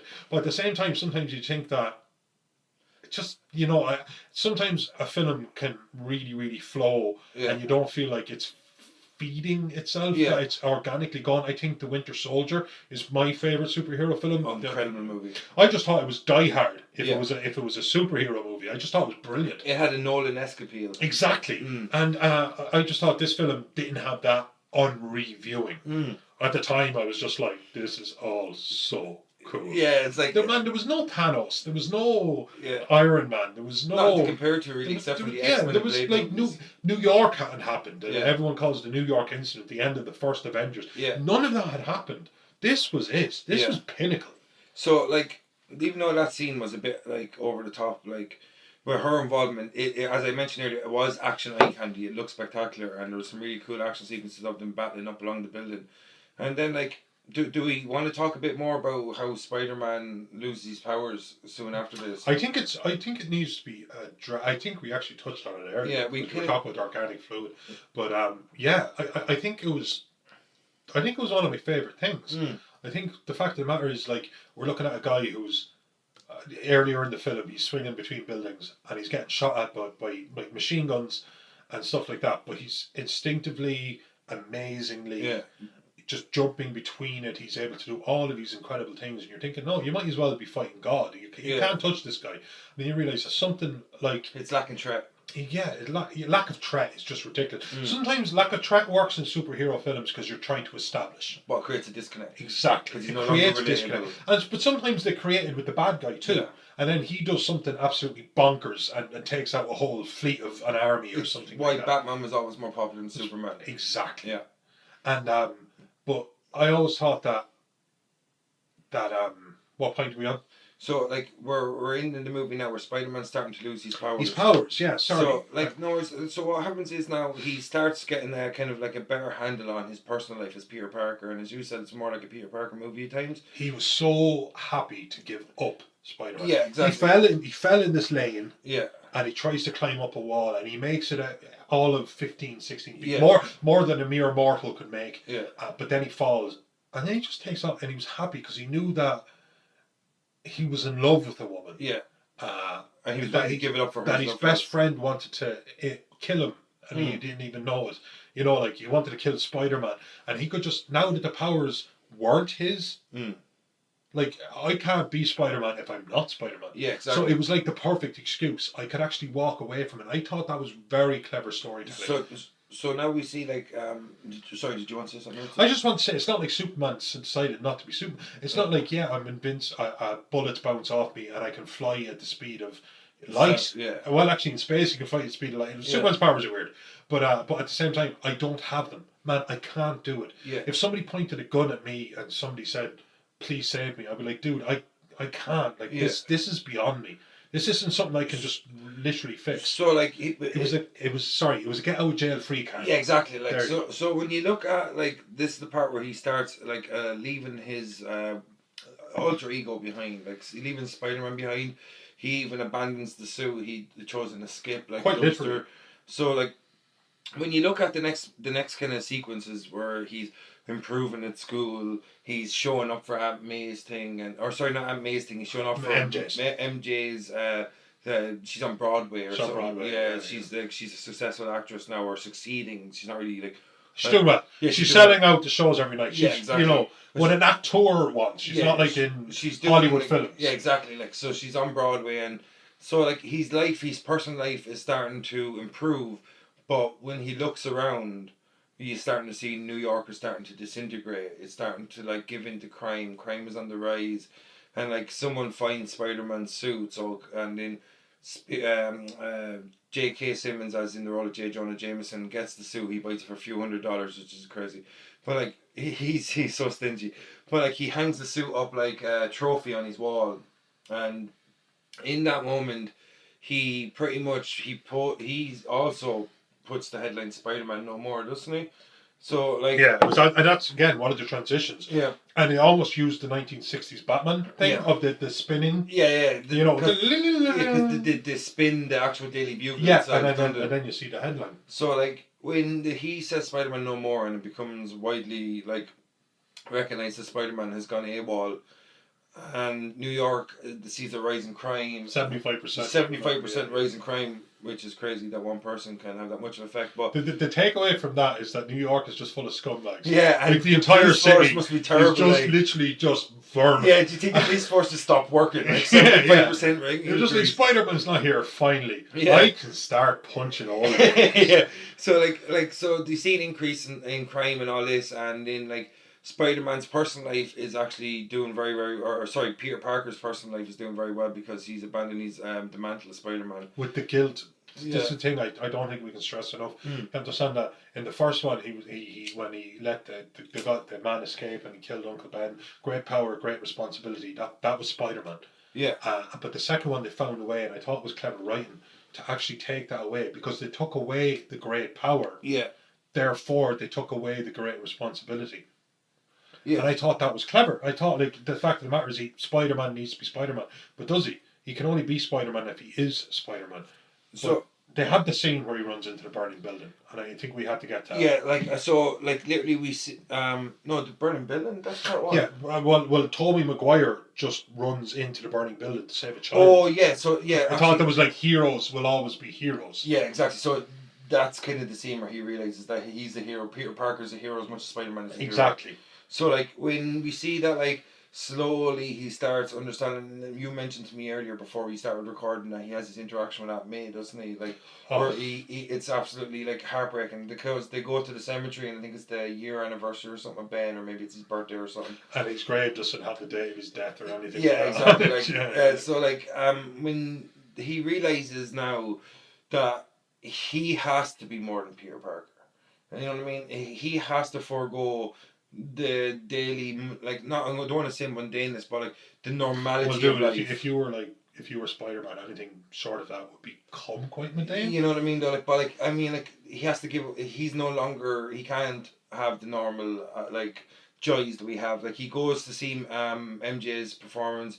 Doesn't he? Like, he actually. I want to jump back a little bit because he misses the first performance, and Bruce Campbell again shows up. Because I want to keep mentioning Bruce Campbell because. Sorry, no, don't just kill something. He what you call it? He misses this because I want to kind of compare. He misses earlier on in the film. It shows that he's failing in life, and he misses one of the pre-arranged. Like, he wanted to go see Mary Jane on Broadway. He misses it. Bruce Campbell shows up again. It's absolutely hilarious, and he's lousy because he tells him to fix his tie. And then he says, like, you know, he gets him ready, like he's going to let him in, and then he just let in, because Bruce Campbell has like he keeps reappearing, and I hope it's supposed to be the same character, but like later on he's succeeding in his personal life, but then he realizes when he sees that New York is slightly in disarray, and Doc Ock is kind of like, is Doc Ock like, Doc Ock's in the shadows at this stage, isn't he, kind of working on it, and so like when he, at the same time that he's starting to lose his powers, he arranges a lunch with Mary Jane, I think, and then, but Mary Jane, like, after he goes to see the Broadway, he sees Mary Jane with her new beau or whatever, her new boyfriend, J. Jonah Jameson's son, I think it's John. Astronaut. Yeah, John Jameson, which he's actually in the comic books and the cartoons. He's very intertwined with Venom. He is how Venom was supposed to be introduced. My God, more on that later. Yeah, like, more on that next time, because the way they introduce Venom is shockingly disgraceful for such an important character. But like, the way he like, so I don't want to stumble on too much, but like, he keeps seeing that his personal life is getting better, but he's starting to understand his importance. And then when you mention that scene, he runs in as Peter Parker, that he realizes he can be a hero, that he's always going to be a hero, that he not only needs to be a hero, but like to himself, but the city needs him to be a hero. You know what I mean? Like, so with this uptake in crime, and that he needs now to take back on the mantle of Spider-Man, because, you know, he's starting to see his overall importance to the city and to the cityscape and how it unfolds in the future, and how he's the linchpin in the middle of the city. Like, and when he kind of goes back to being Spider-Man, and then he realizes that he actually does have to leave this normality behind, that this normal life is not for him, and he meets Mary Jane. And this scene, like, is a bit ridiculous. But like, before this, I want to give a bit of a prelude. So Doc Ock realizes that he needs to get the precious element. tritium. That's what I'm calling it. And if I'm messing it up, I'm sure we'll throw it apart. If we'll probably have this up on YouTube at some stage, so there'll be a comment section. So if we're wrong, let us know. So like, literally, he goes back for this precious element. We're going to call it tritium. I'm pretty sure that's it. But we're probably wrong. But like, total self-doubt. Originally, Harry had funded the project. Exactly. He said there was £25 of it on the planet, Yeah. so he'd like to thank Osborne Corp Yeah. for providing it. So it was well established. Yeah, so he goes in search of this precious element, and he meets Harry, and he goes into his like a penthouse apartment, let's say, and Harry makes an arrangement with him. You bring me Spider-Man, and I will give you what you want. And this sets our antagonist and protagonist on a collision course for the rest of the movie. And like, so next up, Peter Parker. So when he attacks, he attacks Peter Parker. Sorry, I'm stumbling here. But he attacks Peter Parker because he knows Peter Parker takes the pictures of Spider-Man. And it's the connection to Spider-Man. Yeah, so he's the connection to Spider-Man. So he attacks Peter Parker at the lunch with Mary Jane. By trying to kill him with a car. He didn't know he was Spider-Man. Like, he threw a car at him. Yeah. It's not like, I need to talk to this guy. Yeah, I just realized that never dawned on me. He actually does try to kill him with a car, so how would you have gotten any information from him? Yeah. So what do you think of that scene? Again, when I was watching it with an older man with a more critical eye, I was just like, my God, man, you're able to tear buildings apart. Just walk in and say, you. Yeah, just take nerd. It. Yeah, you could have easily just taken it. Yeah, exactly. So he just throws it, and the only reason he didn't kill Peter Parker is because, unbeknownst to him, Peter Parker is actually Spider-Man.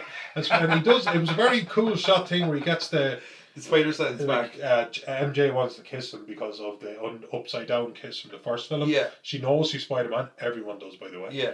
And we'll touch more on that later. Yeah. And he jumps. He does this very matrixy kind of thing, and he dodges the car. But even with Spider-Man powers, he does it by the absolute skin of his teeth. Yeah. And your man just shows up and goes, "I want to dog Spider-Man." Yeah. So you're lucky there's anyone here. So like clearly in that scene, like do you not think like that he could have easily killed? Like he could have taken him at any time. So if he knew that the cafe was where he was at that moment, did he have to attack him in that moment? Or could he not wait until it was later on that night and just followed him around? Just literally walked into his house and said, like, "Hey nerd," and just wedged him. Absolutely. He could have taken him in a much less public arena or whatever. But and then MJ gets taken, and you just think, no, I am glad that cinema didn't think much of it at the time. It's like MJ by like the sheer just the fact that she doesn't have testicles. Obviously needs to be hapless and helpless at any given time. Like her uterus demands it. So she gets fucking kidnapped, and you're just thinking like, dude, like imagine from her perspective. Yeah. At that point, she didn't know who Spider-Man was, but like in a city of 8 million people, there's been 2 supervillains in 2 years, and they both kidnapped her. You'd just be thinking, what the fuck is going on? Like the way does that scene lead directly into the train sequence? That scene. So like it does, because he says meet me at such and such a building at such and such a time. Yeah, so that scene leads into a great sequence. The train sequence is probably one of the best. The fight on the clock tower and then to the train sequence. Oh, is it? Yeah. Yeah, and it's cinematic brilliance. Yeah. I can look back retroactively on the special effects. Yeah. And I can nitpick on it because I live in an era of being so spoiled. Yeah. I've seen Endgame. I've seen Civil War. Yeah. It's incredible. And people are going to look back on stuff like this in 20 years and feel the exact same. I always think about that with my kid. That I'm like, I love Game of Thrones, and she's going to look back and go, but like she's going to make fun of the special effects. Absolutely, yeah. Except the last season. That's another podcast. We're just reaming off content for you people. I'm just going to call it Hate Cast. Yeah, that's what I'm calling the 8th season. Like this should have been called Game of Owned. Yeah. But like the last season of that is terrible. I think we should put that on record. Bran is not my king. The North remembers Jon Snow is my king, and I'm going to put that out there right now because we will definitely create a podcast about this in the future. You know what all Bran creates? Shit. Yeah, exactly. Like that's all he's good for is fiber. And I really wanted to start talking about Game of Thrones. I know. It's easy to segue. Yeah, so like I don't want to jump on Game of Thrones.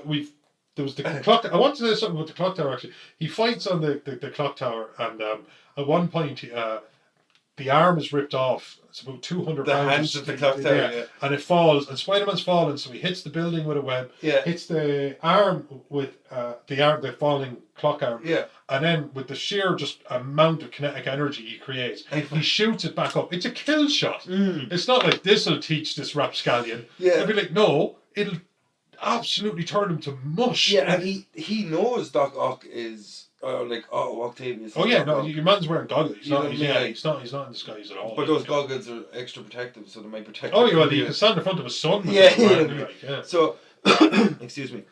So when we go to the tower sequence into the train sequence, which when I was a kid, man, that blew my mind. That whole train sequence absolutely blew my mind. and I just want to say, like, Stan Lee makes a cameo earlier on because I know he makes a cameo in the He first stops movie. someone from getting hit by falling debris. Yeah, no, that's in the first film, I think. I think it's in this one. Seriously, I do. But I just want to make sure that we remember that Stan Lee makes a cameo in nearly all of these Marvel movies. No, he does. He was even in Venom. Was his last? Yeah, exactly. Like he's we owe so much to Stan Lee. Like he's a genius and a legend, and like I just want to keep.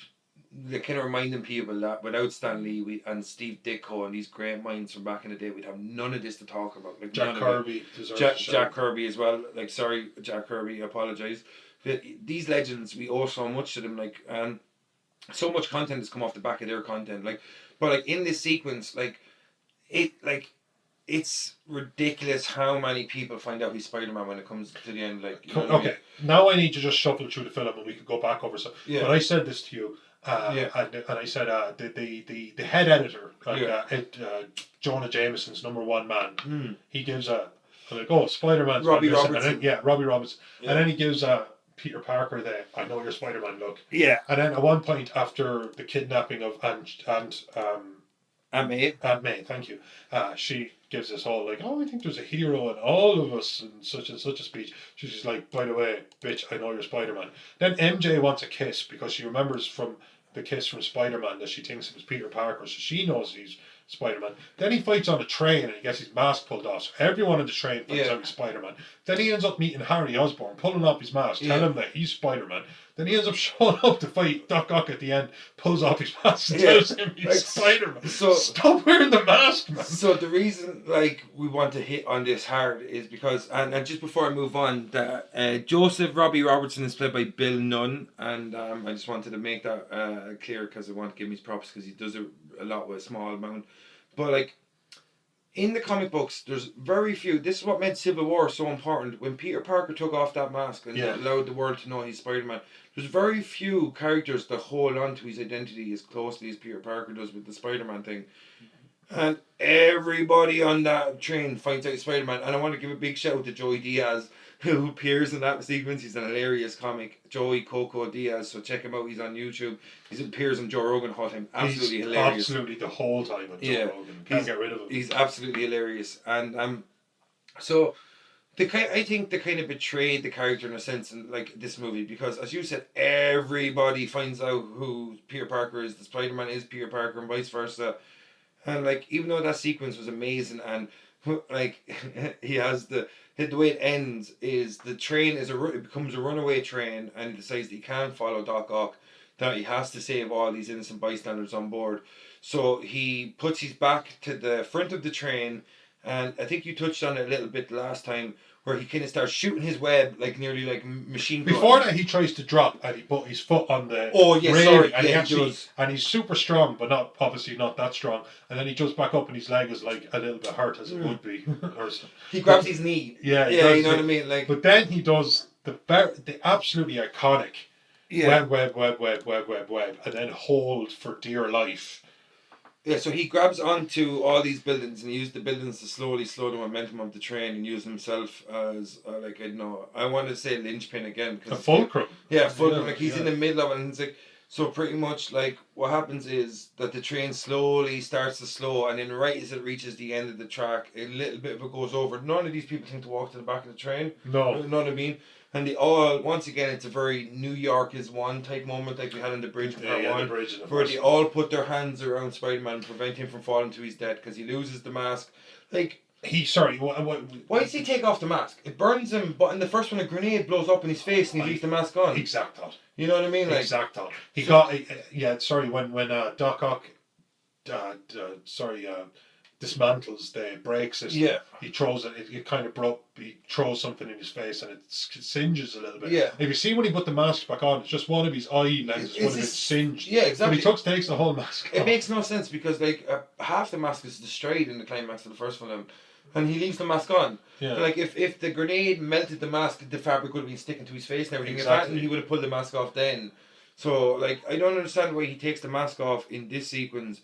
And he does it at the end of Spider-Man 1. And literally so, like in this scene, dozens of people realise that he's a white male or whatever. Obviously don't know his name because I No. don't know him personally. No. But like, And Peter Parker lives low. yeah, like You know what I mean? so. Freelances photography. That's Well, it. Like he doesn't appear on the. Would he not be famous though at this stage? Because everybody knows him to be the one photographer. Because every picture would have his name. You know what? I think you would have got away with it in 2004 before the real rise of social media. Yeah. You know what I mean? Like they didn't like it would now. Like if you were the guy who took pictures of a superhero, your Instagram would have 6 million followers. Yeah. But if you're a guy who got paid $200 for 10 pictures of Spider-Man, you're just fucking doing it. I suppose, like you just think, oh, Daily Bugle has photos. Yeah, Daily Bugle has pictures of Spider-Man, so you definitely get a pass on that one from me. So we'll run through this. So like everybody finds out he's Spider-Man, but they don't realise he's Spider-Man because we won't tell. Yeah, like which is ridiculous. Someone would 100% say Spider-Man's a young white dude, like you know what I mean. Like looks like that dude Tobey Maguire. Yeah. So like when you move on from the train sequence, that kind of like leads us nearer to the climax of the movie, like, and so what follows up the train sequence? I'm a little bit hazy because I watched it a couple of days ago, but I watched Spider-Man 3 after, so the two of them are kind of like melding. When he follows up the train sequence, Yeah. Spider-Man goes back to confront Harry. Oh, that's when he reveals that he reveals that's him, and he reveals that what's going on is bigger than us. And that he needs to know where Doc Ock is, because he knows that Doc Ock is obviously trying to finish his experiment. Wait, no, that's in part 3 that he reveals it to Harry, isn't it? No, it's part 2, man. Is it? Yeah. Yeah, he says it's bigger than you and me. So it's no. In fact, in part 3, Harry attacks him at the very start of the film. Oh yeah, like which we'll get onto that because they changed the Green Goblin suit massively. Massive. He looks like a snowboarder. Yeah, exactly. Like so, just comes in and goes, dude. Yeah. So like we'll kind of move on to the climax of the movie because like we've already been talking about breaking this film down. So I want to get on to we'll hit the break soon, and then we'll go on to the what if, and we'll talk about the things we would have changed about Spider-Man 2. So like when the climax comes on. Like, and this is where we see the Sam Raimi trend of having these complicated, tormented villains. Because, like, Octavius as a man is not a bad guy, but under the influence of these tentacles, he has become this super villain, this like malevolent force that's just like out there. So, like, when Spider-Man, what did you make of this final showdown between Spider-Man and Doc Ock? I think it's very keeping with the Sam Raimi motif, and that's it. That the bad guy isn't all that bad. Yeah, that was the running motif. Is that like victim of his circumstances? Victim of his circumstances. Victim of his own hubris. Certainly not blameless. Far from it, in fact. But at the same time, not full blown monster. In fact, there's a very famous line where "I won't die a monster." Yeah, exactly. Like literally, it can't be spelled out for you more. Do you think?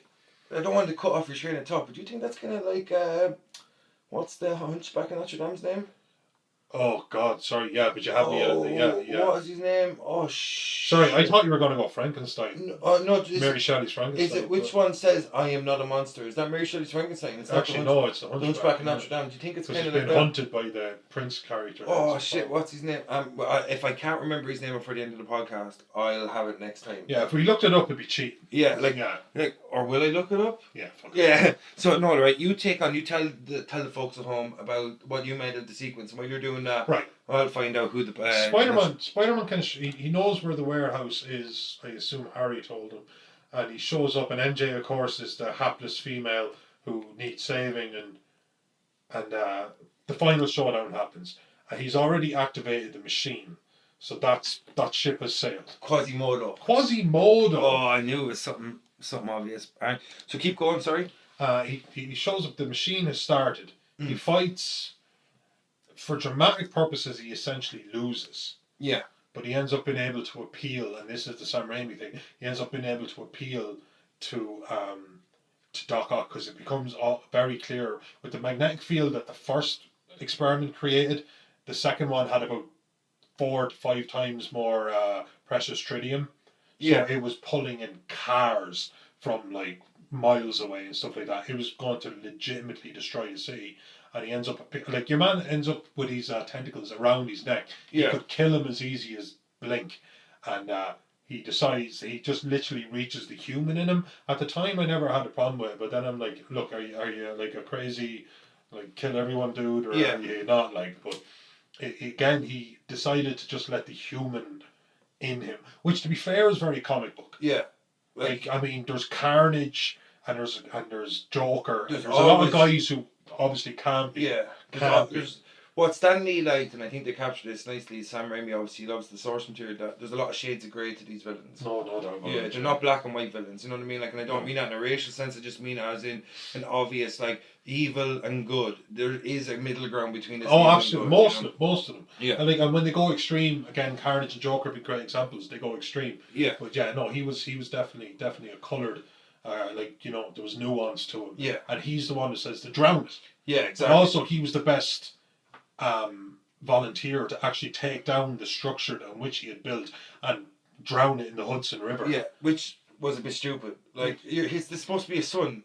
Why are you going to put it in water? It's not candle. You can't just put it out. No, yeah, exactly. You know what I mean? Like, I know people are going to come back and say they control radioactive materials in nuclear power plants by using water to put in great big depths. In Japan, Japan famously. Remember the Fukushima power plant that got hit by the tsunami, but like see, that's what you earn when you watch silly documentaries about everything. So like, and he sinks. In the climax, we see once again this man is complicated. The man conquers the machine in a lot of ways. He sinks as well. There's a very, there's a very kind of say the line. I won't die a monster. Yeah, tears the thing apart, and then he's sinking. Obviously, the one thing the Doc Ock can't do is swim. Yeah, he's literally has extremely heavy, dense metals. So like he's the same as Sandman almost. His weakness is water. There's just nothing to be done, and he just sinks to his death. But he kind of dies. He's been reprieved from his sins. Yeah, Mike and Lorraine called Sandman Sandy Fist because do you remember that scene? And like we're going to jump all over Spider-Man 3. I promise you, we're going to have a lot of fun with that movie. We both watched it recently. It's absolutely somebody should have fun. Yeah, you know what I mean? Like if you don't laugh at tragedy. Yeah. So like, when the movie climaxes, and if we left that now, people hit us up because we're going to be on YouTube. Hit us up in the comment section, and we'll address that later day. So like literally, the climax of the movie, we see that the man has conquered the machine, and Dr. O. Octavius has actually conquered. Died a man. Yeah, exactly. He died a man and not a monster, which is so important. And this is something Sam Raimi likes to touch on. That like, people sometimes do bad things are not necessarily bad people. You know. Yeah. Actually, if you take aside again the most out of place sequence in the whole film is when he killed everyone in the theater. That was the arms, not him. The arms, not him. But they're victims. Yeah. Everything else, like he tried to kill a train full of people, but he didn't. Yeah. He dropped an old woman from a building, but Spider-Man saved her. Yeah. But the whole way through, though, he's under the influence of these tentacles. Yeah, but I'm just saying they managed to thread the line where he doesn't go full monster. Like the way, like exactly, he's not Joker. Yeah, you know what I mean. Joker. Like Green Goblin was probably less redeemable than he was because Green Goblin died trying to kill Spider-Man. Yeah, and he already killed people straight out. Yeah, and like there was that weird scene where the grenades turned him to like skeletons for like all of a half second. Yeah, and then the skeletons. Very Tim Burton-esque. Even like actually, while we're actually just a total side note, but Tim Burton-esque is something that's very current with the soundtrack in the movies. Danny Elfman, check this up, did both soundtracks and. The music, you think it wouldn't suit the movies, but it suits it beautifully. Yeah, he's a genius. If Danny Elfman shows up in just a studio and goes, I got this, and he goes, no, sorry, Mr. Elfman, I'm the composer, and I got somebody, and he goes, I got this. Yeah, and Danny Elfman, and then you have to leave. That's just Hollywood rules. Exactly, Danny Elfman, who did the Simpsons theme music, and I'm pretty sure, Jesus, I'm going to get railed for He's worked with Tim Burton as many times as Johnny Depp. Yeah, exactly, but he. So, like, in the climax, like, we had this, like, as I said to you, there's shades of grey to the demise of Dr. Ock, Dr. Otto Octavius, and he plummets himself into the Hudson River, quenches the sun, I know it's ridiculous, in the water, and, like, this is where Spider-Man, in the end, actually gets the girl. Like, he actually ends up with Mary Jane here, and she knows he's Spider-Man, and she accepts him for who he is and what he is, and, like, the end sequence is in their apartment, and you get the famous line where Mary Jane gives him a kiss and says, "Go get him, Tiger," because she hears sirens going off in the distance. And I actually really like that last sequence because they're so intrinsically linked that they shouldn't have left it till the end of the second movie. Like, it kind of shows that Sam Raimi maybe assumed that there were going to be more than a trilogy. that like Spider-Man 4 was moot for a long time, and that like I think their relationship maybe should have been brought to the head a little bit sooner in the narrative, because she obviously knew he was Spider-Man earlier on with the kiss and all that, and like, do you think that was a good juxtaposition to the end of the first movie where he gives up the girl, and in the second one he gets the girl at the end of the movie? Like, I think he tried, like in a way. I think Sam Raimi tried to have it both ways, and one is that if the franchise ended there, yeah, it ended there. Yeah. And it's like at the first one, he made a big point of him like, "This is all I have to give." I think was the way he worded it. Yeah. When she threw herself at him, essentially, "I love you," and he was like, "I'm sorry, I can only be your friend." And then the second one was like, "Why not?" Because we're rooting for him. Yeah, exactly. You know, yeah. and I wouldn't like. And the fact of the matter is that Peter Parker was definitely shat on enough in 2 films. Yeah. That it wasn't just like. It was. I know it was very rosy in one way, Yeah. but at the same time, he was just shouting so much that you just didn't begrudge him He was getting a given break. his just rewards. Exactly. Yeah. So so at the same time, it doesn't close off a third film because you can have the whole relationship fall to shit. Yeah. But at the same time, I thought it was nice padding. I thought, why not? Yeah. Why not? So if it was like there was never going to be another entry, it's a perfect little note. Exactly. Yeah. Uncle Ben is dead, and that's awful. Yeah. His life has been very, very complicated. His relationship with his best friend. Yeah. Even the death of Willem Dafoe's Norman Osborn was very hard on him in a sense, and you know his relationship with Aunt May was almost strained, but she was a lovely woman, so that fixed itself. Yeah. But at the same time, you're just like, yeah, this guy's life has been hard, so, and he's had to give up so much and been through so much, so fair enough, he got the girl. Yeah. So that didn't feel that felt okay to me, like, you know. So I was rooting for him. Like, yeah, that's one thing Tobey Maguire did. He kept you like you always were rooting for him. Always rooting for him, man. So like, now that we've kind of really gone through the bones of the movie, and in the next section, but there's a big what if, the whole Jake Gyllenhaal one, and I really want to jump on that because it could have made a completely different film. I have a few questions for you on that. But like, so now that we've covered the whole film and we've seen that, like, we've talked about its strengths, its weaknesses, and like, do you want, we'll take a break now and then we'll jump back in with the what if section, and then we'll talk about how this film could have changed over time and how it could have changed with different little events occurring and stuff like that. So what we'll do is we're going to jump on a break now, and we'll get back to you after the break, and after the break we'll talk about what if and how we would have changed if we would have changed anything. So alright folks, we're going to see you after the break, and I'm Vincent Green. I'm still here with Noel John, so we'll be back soon. Alright, see you soon folks.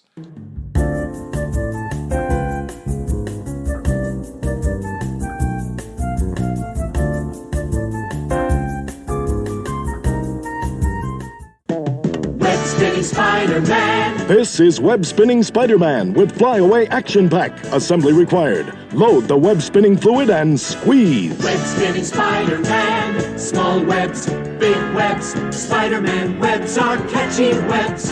Webs around fingers, webs around legs. Webs, web spinning Spider-Man. Web Spinning Spider-Man with Flyaway Action Pack and Web Spinning Fluid by Mego.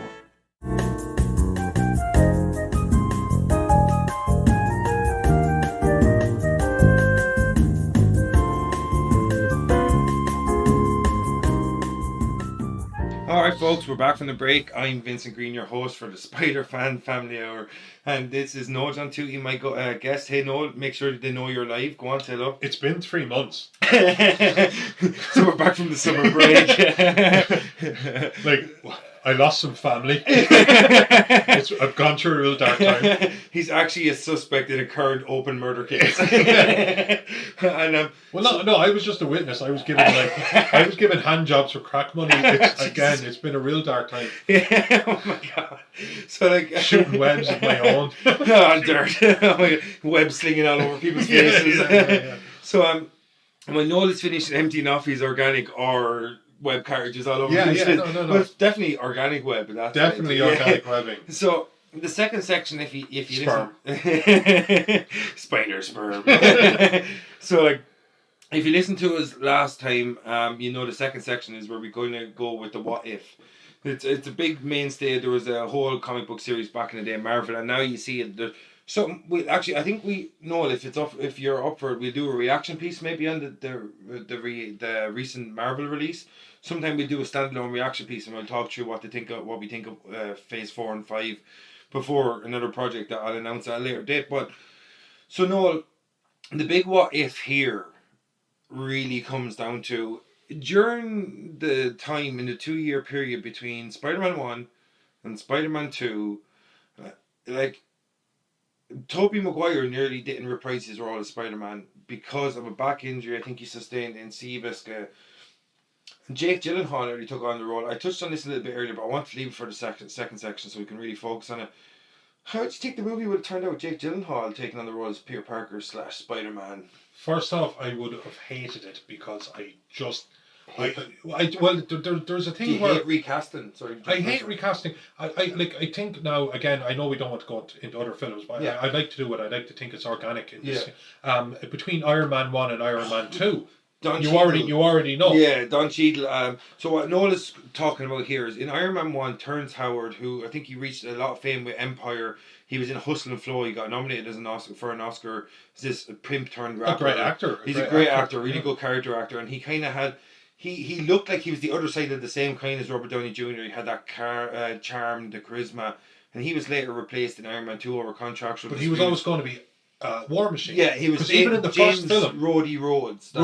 Yeah. In the first film, I can't remember exactly, but he looks at next time, baby. Some of the tech and he's like, next time, baby. Yeah. And that just sets him up. But due to contract disputes, I think he wanted more money than Downey Jr.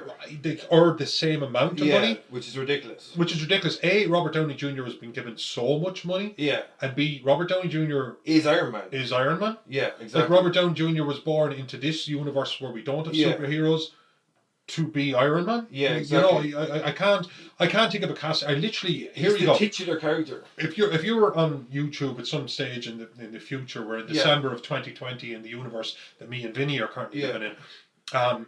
If you can think of a better casting than Robert Downey Jr. for Iron Man. Yeah. And I actually think Tobey Maguire, by the way, just to stay on topic, is my favourite Spider-Man. I just love his haplessness. I thought he was. See, the thing is, I think Tobey Maguire is the greatest Clark Kent. Yeah, no, because Iron Man, because Spider-Man. Tobey Maguire is the greatest Clark Kent. Yeah, but no, see, that's the thing. Clark Kent, like you mean outside of the superhero. You mean Christopher Reeves is the greatest Clark Kent? Oh no, Christopher Reeves is Clark Kent. That's what I mean. Yeah. I just think like eventually when you throw on the mask, and even today it becomes CGI, and then you deliver lines as you're jumping. You know what I mean? But essentially, the character that you're supposed to play is the Clark Kent. It's the Peter Parker. Yeah. It's again the best example might be the Bruce Banner. Yeah, because you're not. You know, you like the Hulk is such a transformation. Yeah, and that's why he finds it hard in individual films. Exactly. Yeah. So I just thought Tobey Maguire. I actually thought he was a really good. Like I just thought he was a really good balance. I think we said Peter Parker. He's a true blue superhero. Exactly. Yeah. And I think, like, I don't think Spider-Man, I think three men have done a great job at Spider-Man. Tom Holland is the best.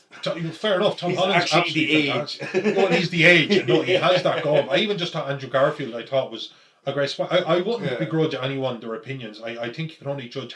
I know some films are better than other films, but you have to understand that Spider-Man is easier to play than Peter Parker. Yeah. Because then you get to throw on the mask and you get to be... Because it's a stuntman or CGI. CGI stuntman and amazing. Yeah. Literally get to be amazing. Yeah. You know, but Peter Parker still has to be a man. Yeah, exactly. So I just thought Tobey Maguire played a man really well. Like this character. I just thought he played... Because he's a very good character actor naturally. Exactly. And I just thought he just played Peter Parker really well. I don't know. I guess like I could have...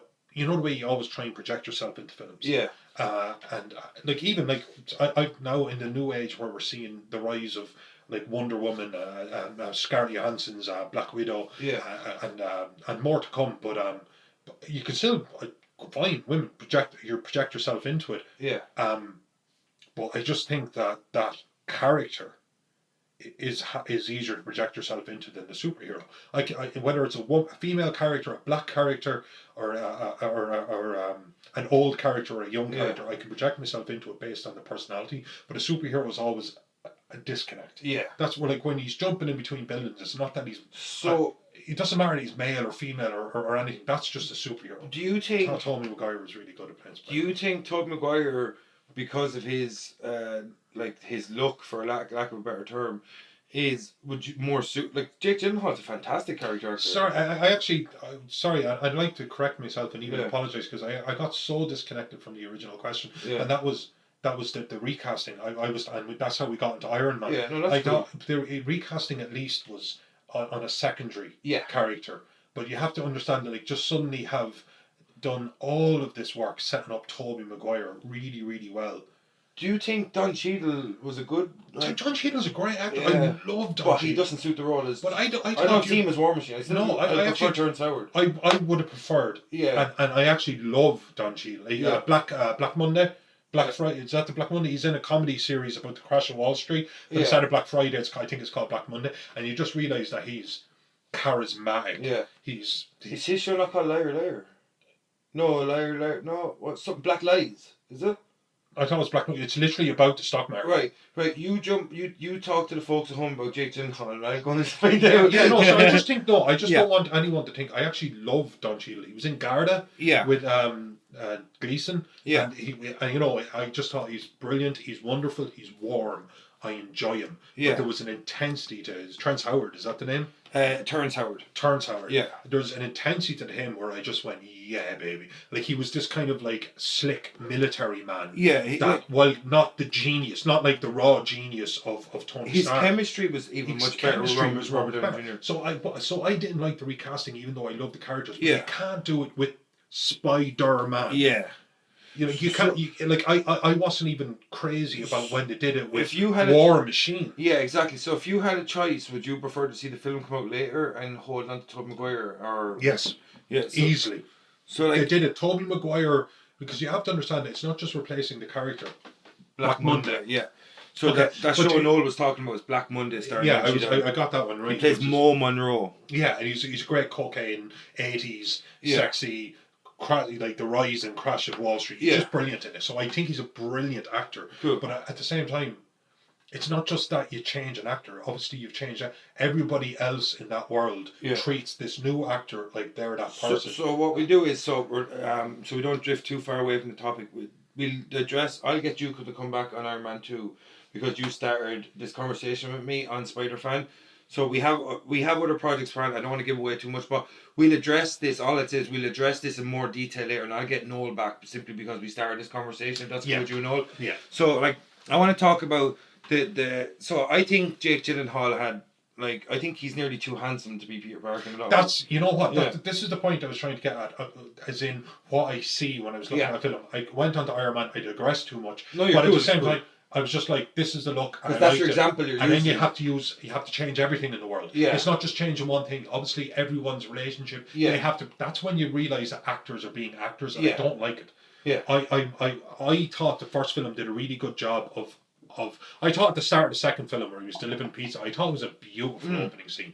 I literally thought it was one of the things that got really, really right. It really normalised him. And then, but Peter Parker just is this dude where you look at him and think, Jake Gyllenhaal is such a good looking man. He is. Where you look at him and you think like, yeah, of course you're like a superhero. He's a movie star. He's a movie star, good looking dude. He's actually a terrific actor. Yeah, amazing actor. And I don't want to kind of diminish him. Johnny Darko and Nightcrawler, amazing. Like Johnny Depp is a really good looking guy. He's such a great character. Well, so I'm not trying to go just to jump on Johnny Depp though, he became a character of himself. I mentioned it in just a bit of self promotion. I mentioned it in an article I wrote for 25YL a couple of months ago in Dark Shadows, the movie he did with Tim Burton. I think he later became a character of himself, and he lost some of his best roles. I think are in character roles. Just to totally go off topic here for no reason, but his best character are in comic roles like Rum Diary, where he's not playing a character. He's not playing this over the top oafish character. Everything's gregarious. Yeah. Willy Wonka. What's Eating Gilbert Grape. Yeah. Sweeney Todd. All that, and these aren't even his biggest roles. Yeah, exactly. That's not Pirates of the Caribbean. Yeah, exactly. But when you look at I think we should look at it as Jake Gyllenhaal with the set of talents he has. We forgo his superstar handsomeness, and we look at the set of talents he has.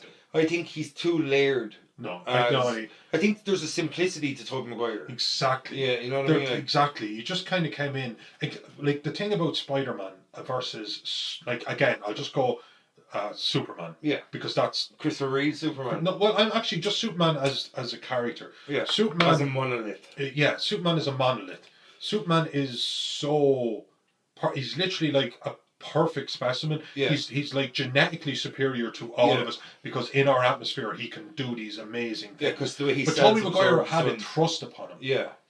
And that's the You mean big difference. Yeah. Batman worked for it, Yeah. Superman was given it, Yeah. and Spider-Man had a trust upon him. Same as, kind of similar to the Hulk. Yeah. There was trust upon it, but the Hulk is just an embodiment of rage. Peter Parker has all of his faculties. He Yeah. was just given.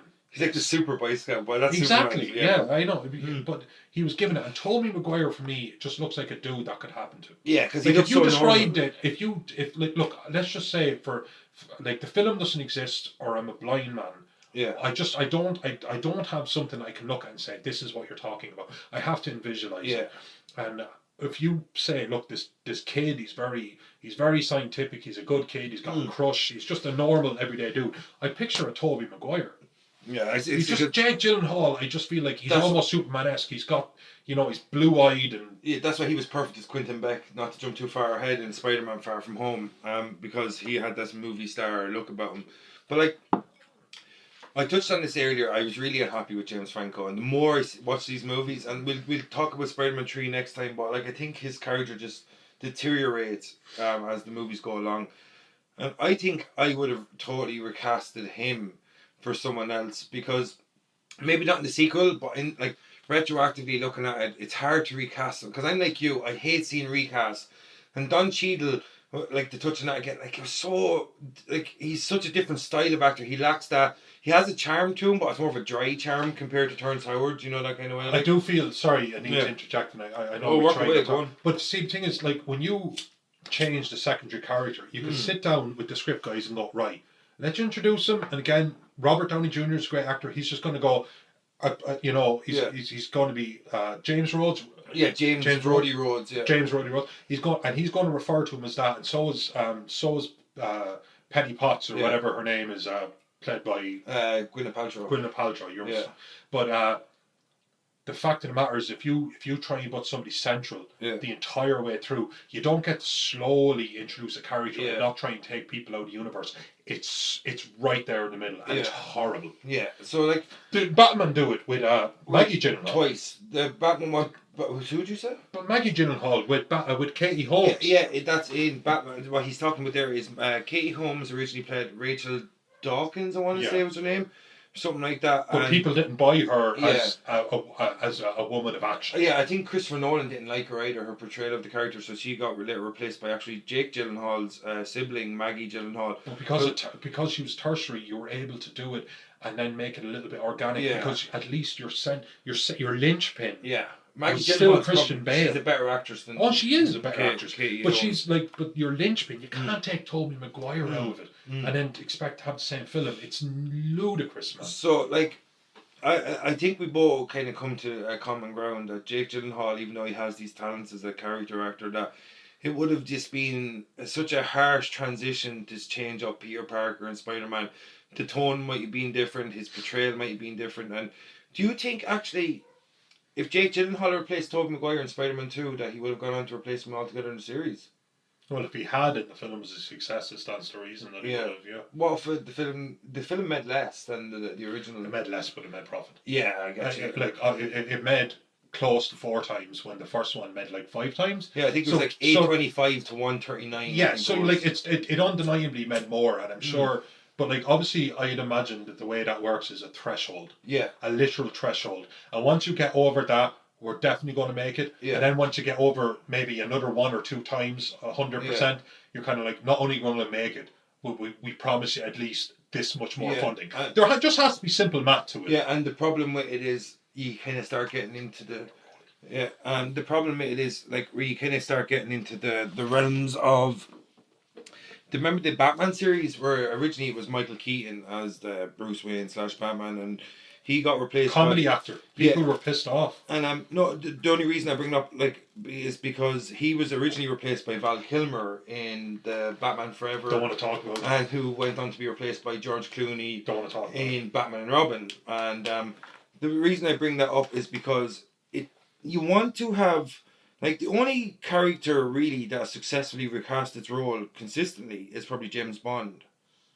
You see, but you can even run with this theory that James Bond is a piece of paper that you're given that says you're James Bond now. Yeah, they not to jump too far off, but in Skyfall, the Daniel Craig movie as James Bond, where they initially wanted to kind of touch upon how the 007 was actually just a moniker. James Bond was a code People name. were losing their shit over a woman getting the job, or a black man getting the job. Who You're cares? like, hold your shit. Yeah. Like, the thing is, who the fuck says his name is James Bond? Yeah, exactly. Like, why would you walk into a criminal tell organisation and go, like, you wouldn't tell them you have a license to kill. So Yeah. that's good. Yeah. So you have that in the pocket. But, like, definitely give them your... Like, my name is Noel John Toohey. Yeah. I was like, okay, I'm in the spy-infested place. I won't tell them I've a gun or a license to kill, but I'll give them my family name. Yeah, you know, like, I honestly thought that, like, I think in Skyfall, he goes to the place that is actually called Skyfall, and he meets Albert Finney, which they initially wanted Sean Connery to play the part. And, like, they went with Albert Finney. R.I.P. Sean Connery, we love you and thank you. I don't think Sean Connery was a good actor, but that's for another day because he played Sean Connery. That seems like a weird flex just after it.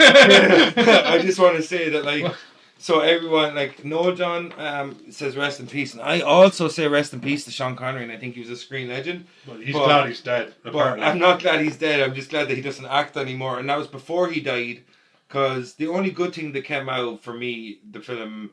The League of Extraordinary Gentlemen, was Sean Connery stopped acting. He's a terrible actor. He played like a Russian sub-commander and he had a Scottish accent. He played like an emissary from Hunt for Red October, for those guys. Hunt for Red October, and where he starred it was one of the... We're doing this for Putin. Yeah. Like he starred across I think it was Alec Baldwin, was that played Jack Ryan in that movie.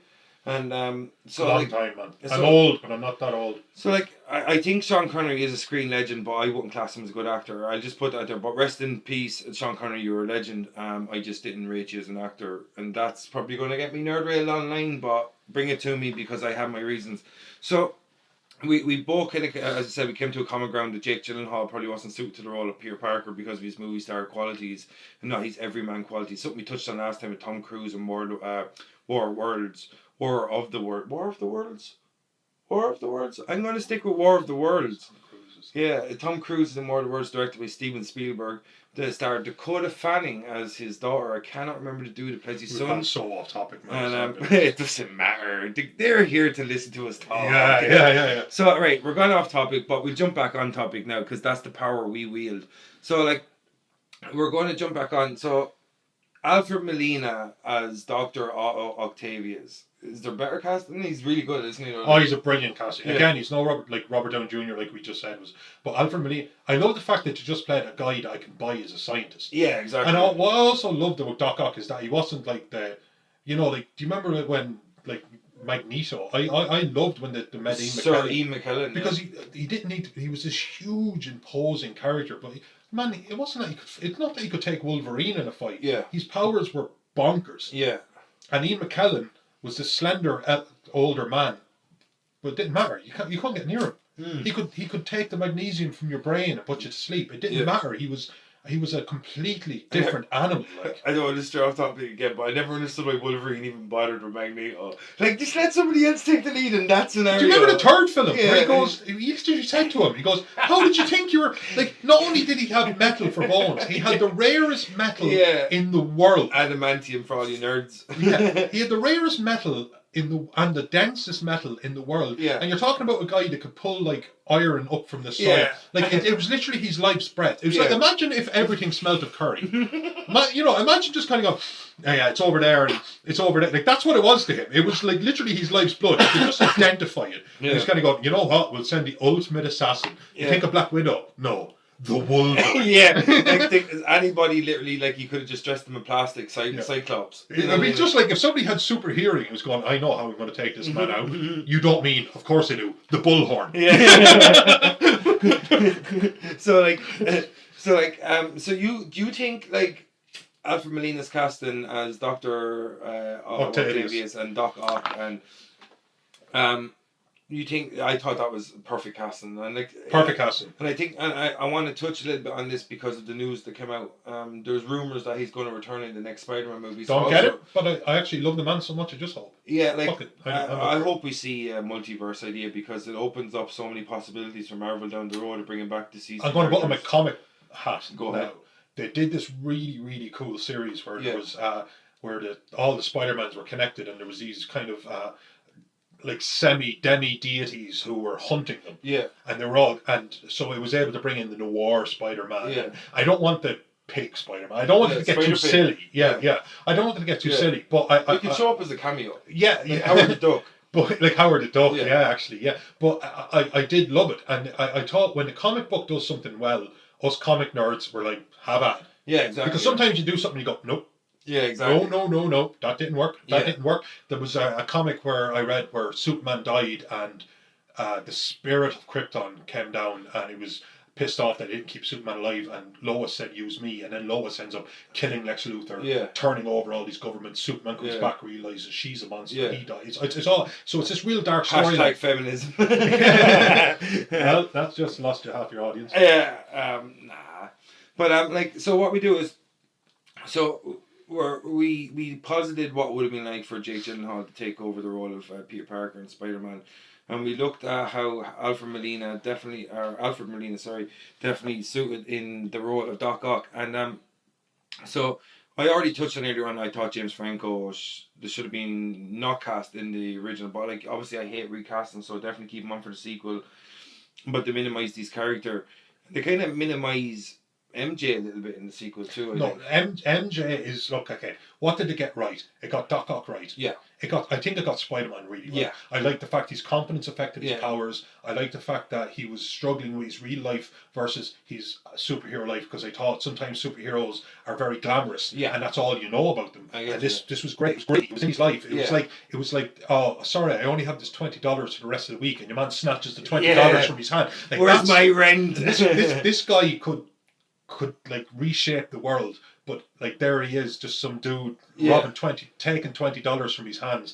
Do you remember, like, even that there's a great scene actually that I would like to touch upon for 2 seconds, and that's where he doesn't have a toilet inside his apartment. Oh yeah, it's like and he goes to the main toilet and he knocks on the door because he's polite to see if anyone's there, and the guy comes out. And it was brilliant. He walks into the toilet ahead of him, ignoring him, thinking, God, he doesn't even know he exists. And I thought, that's rude. But then he does. He opens up the door and goes, rent? Yeah, he just... And Spider-Man Peter Parker reaches in and just shuts the door. Yeah. And I thought, that's... Imagine, like, because it's not Bruce Wayne. It's not returning to a Batcave and you have a super... Or Wayne Manor. You know, or Wayne Manor, and you have to play the playboy. He's, like, in that sense, Spider-Man becomes the most... alternate to Batman. Yeah. The most alternate. Yeah. Literally a guy trying to scrape by, like anyone listening to this, I assume I am. Yeah, especially nowadays. Yeah, if something like we have the euro here, if I was hit with like a €200 problem, I'd be in trouble. Like, don't get me wrong, I'm fine. I there's bread on my table and everything's fine. But if I hit that, I'd be like, God, like, if I pay for this, I'm not going to be able to pay for this. Many people. That's where we are. Yeah, exactly. Paycheck to paycheck. That's paycheck to paycheck. Yeah. So we're happy. Like MJ's involvement, Kirsten Dunst once again is given so little to work with. Like so little. She was a female who kept getting in trouble. She's just this live bait, like. And that's not on Kirsten Dunst. No, at all. At all. Like if you've seen her in like Virgin Suicides or Interview with the Vampire, like we mentioned in episode 1. She was the best actress in the film. Yeah, she's an incredible actress. If you were just to say like actor's ability, Kirsten Dunst was the single best actress in the entire Spider-Man franchise. Yeah. And she deserves the plaudits. It's not her fault that the script said, look, you get, she's just a normal woman, so you get, like, abducted by Doc Ock. Yeah. And if it was me, I got abducted by Doc Ock, I'd be like, yeah, obviously I do. Do you think Kirsten Dunst is a better actress than Alfred Molina is a better actor? Or do you call them both actors now? I don't think she is. Well, man, I'm a little bit younger than Kirsten Dunst. Yeah. So when Interview with the Vampire came out, I seen that as a very, very young man. Yeah. Like, if not a child, if not 12 or something. Was it made in 1954? Because we did clarify you're 77 years old. We did clarify, But she wasn't just good in that. She was amazing. Yeah, she's she got an Oscar for it, man. And she didn't sneak it. She was amazing. Exactly. And more recently, actually, we want to touch on this. Last time we mentioned, we were wondering I actually remembered right after we finished recording, Anna Paquin was the girl in Piano. And Carl, who's our magnificent editor, Carl McAvoy, he's a ledge. So he hit me up out of nowhere, just random text. He says, Shirley Temple, if you're wondering. And the answer to that, that answer belongs to the question of who was the youngest person to win an Oscar. And he hits me up on WhatsApp with the most random thing. Shirley Temple, if you're wondering, won an honorary Oscar. And I think the second youngest was Anna Paquin. So I was kind of right. Just want everyone to know how right I am. That's all I want anyone to know. Look, all I demand is your unbridled worship. Yeah. I want you to see me as a rightness deity. You know what I mean? So like, we touched on... if you bought an engagement ring, could you please pawn it and send us the money? Yeah. So like, Patreon. So like, hit us up on our Patreon. Yeah, hit us up on Patreon. Just send us in your goods and silvers. Yeah. So we're here for the precious metals. Yeah. If you have precious tritium. Yeah. You better be doing it. You better be doing it. I got it. I want it on record that I got there. He got it. He was all over that. And so he was all over that like Doc Ock with his tentacles on the precious tritium. So like as the movie so we covered the whole Jake Gyllenhaal, Kirsten Dunst, James Franco, and they're the kind of side characters. And like as the movie kind of progresses, you'd see James Franco starting to slowly take on the guise of the Green Goblin. The ending is him discovering something we didn't touch on initially. I just literally popped in my head. He throws something and it goes through a mirror. That's what it was. Does his father's voice start playing tricks with him just before that? I think he starts hearing his father's voice in his head, like the way William Dafoe hears his own voice. Oh, sorry, I said Kirsten Dunst, and I like to walk it back because I know he's only in one film. Yeah, but William Dafoe is probably my favorite actor. Oh, really? For the entire Spider-Man? Well, I think that I'm like Kirsten Dunst is in the trilogy. Yeah. So, but William Dafoe was just he's an amazing actor. Like again, there's guys like William Dafoe and Shannon and Michael Shannon, and guys like that who I just think they walk on set and the best example, my favorite actor of all time, Daniel Day-Lewis. Oh yeah. Where you just like action and he goes hello. And you just think, fuck, he nailed it. Yeah, exactly. Fuck, he nailed it. Yeah, because he inhabits the character before the character ever reaches the screen, you know. Like, I actually find, I'm not an actor, of course, but I would actually just think, like, fuck me, this is daunting. Yeah, exactly. Like Sean Penn. Yeah, another incredible, just like, fuck me, this is It's that question when you look at an actor's portrayal and go, how are they doing this? How are they doing this? You know what I mean? Like, so, like, when you look at the whole overall aspects of Spider-Man 2, like, there is certain aspects that I definitely would have changed. The story is a bit on the nose at times. And it's a bit hit and miss in how they incorporate different aspects of the Spider-Man character and his mythos with his certain power set into the movie itself. But, like, when you look at it, like, do you think that, like, when you really drive at it, that there was parts of this movie that you would have changed wholesale, or are you happy with the overall product? No. See, here's the thing. I watched it as I'm 37, by the way. I'm not 77. But when I watched it with a critique's eye. Yeah. I even said to Vinny, I said, I'm such a distracted fucker these days, like we all are. Watching a film without looking at my phone was a true pain. Yeah. I was just like, no. Yeah. I need to check if I've gained emeralds in this stupid game. Yeah, people put that phone away, enjoy the movie. And I was just like, fuck, I'm loving this, but I'm not liking it. I refuse to critique CGI because CGI was bleeding edge. Yeah. What else do you want? Yeah, exactly. I'm just like, if you look at a film and you judge it for not being made in 2020 or 2021, it's like that's on you. Yeah, it's like looking at a movie from the 70s or 80s and complaining about the practical effects they use. Exactly. You know what I mean? Like Terminator 1, yeah. where Arnold Schwarzenegger takes out his eyeball. Yeah. Exactly. And there's this scene where like this rubber faced motherfucker like looks up and just looks in, and you're thinking like that looks really bad. Well, yeah, dude, it's 1983. Calm the fuck down. Yeah, like you put yourself in the shoes back then, you would have been mind blown. You know what I mean? And here's the thing: James Cameron's probably a better director than I am. If I was to be critical of myself. He loves them blue cats though. He's never going to let Avatar go till he sees 57 of them, because Disney own them now. We're only going to see them every couple of years. No, we haven't seen a second one yet. So it's not like he's been pumping them out. Like, what used to annoy me about James Cameron, he's like never happy. Like, I know he's cutting edge, but he's never happy with the technology. He's like, oh, we're going 3D. Everyone copies James Cameron. Like, now we're going 4K. The thing you need to know about James Cameron is James Cameron doesn't do what James Cameron does for James Cameron. James Cameron does what James Cameron does because James Cameron is James Cameron. Oh, that's good. Oh, man. So, South Park. Yeah. It was just one of the best lines. You see where he actually raised the bar. So, when you look through it, like, if you were to take the director's mantle away from Sam Raimi and put Noels on Tootie in the seat instead. Like, Yeah, of course. Like, it's the same. Look, we're both like Liverpool Football Club fans, and we've had these conversations where suddenly we're these world class football managers in our head because of course we are because we're passion merchants. Yeah, exactly. We're football. We're couch fans and kind of going. And it's almost like when you watch a UFC fight and you're sitting there with your bag of Cheetos and goes, I would have got him in a submission. Yeah. You know? I know. I told you I would have got him, man. Yeah, exactly. I would have sweared to the left and avoided that punch altogether. Flying triangle. So like world class fighter Amanda Nunes, she just doesn't get it. Like, you know. So like, is there any like? So you wouldn't have made any wholesale changes? No, see, the thing is, I thought it was. There's things where everything I looked at, some of my critiques are critiques. Like I thought, again, James Franco wasn't great in this film. I feel sorry for James Franco. I don't think he suited the role, but I also think not a great actor, maybe. Yeah, but he didn't know. He was same as, but I don't think he worked with what he was given. He was supposed to be what he was. Yeah, obsessed and all that kind of thing.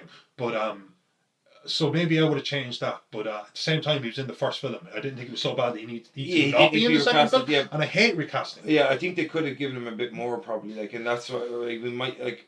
I think the lines they gave him, as we touched on earlier on, like, we're going for a Nobel Prize. What did he say about the money?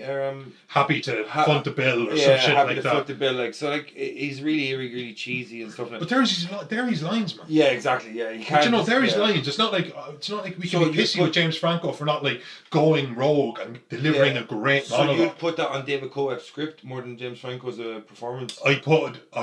Yes. Yeah. If you were to ask if you were to ask me what I put the line share. Yeah. I don't think I think you could have had an actor with more presence. Yeah. But it's not like you put an actor in there and then all of a sudden he was a great character. Yeah. He wasn't written to be a great character. Jake Gyllenhaal would probably be a better Harry Osborn. Of course. If you look and back at it. And he's got great presence and everything, but he wouldn't have been a great role. Yeah. Or anything like that. He was limited by the role.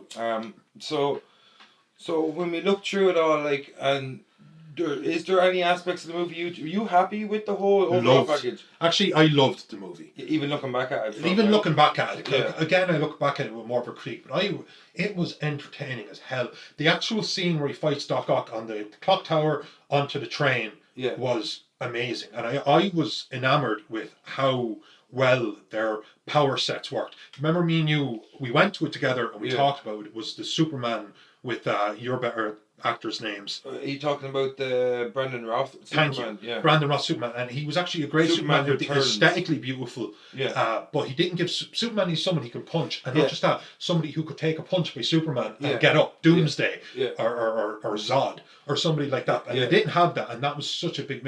And I think Spider-Man 2 is the best film I can think of where A versus B. I think Doc Ock could climb buildings. Yeah, Spider-Man. Doc Ock could destroy things, throw things. Like, alongside any other superhero, Spider-Man probably has the best rogues gallery of every easily. Like, even compared to Batman. Batman has Joker and he has Bane, but it slowly gets like watered down as you go through. Like, you know of course. Like, how many name? Okay, I'm a big Batman buff. Yeah, and you are as well. Name me 2. I can name 2. Yeah, and name me 3.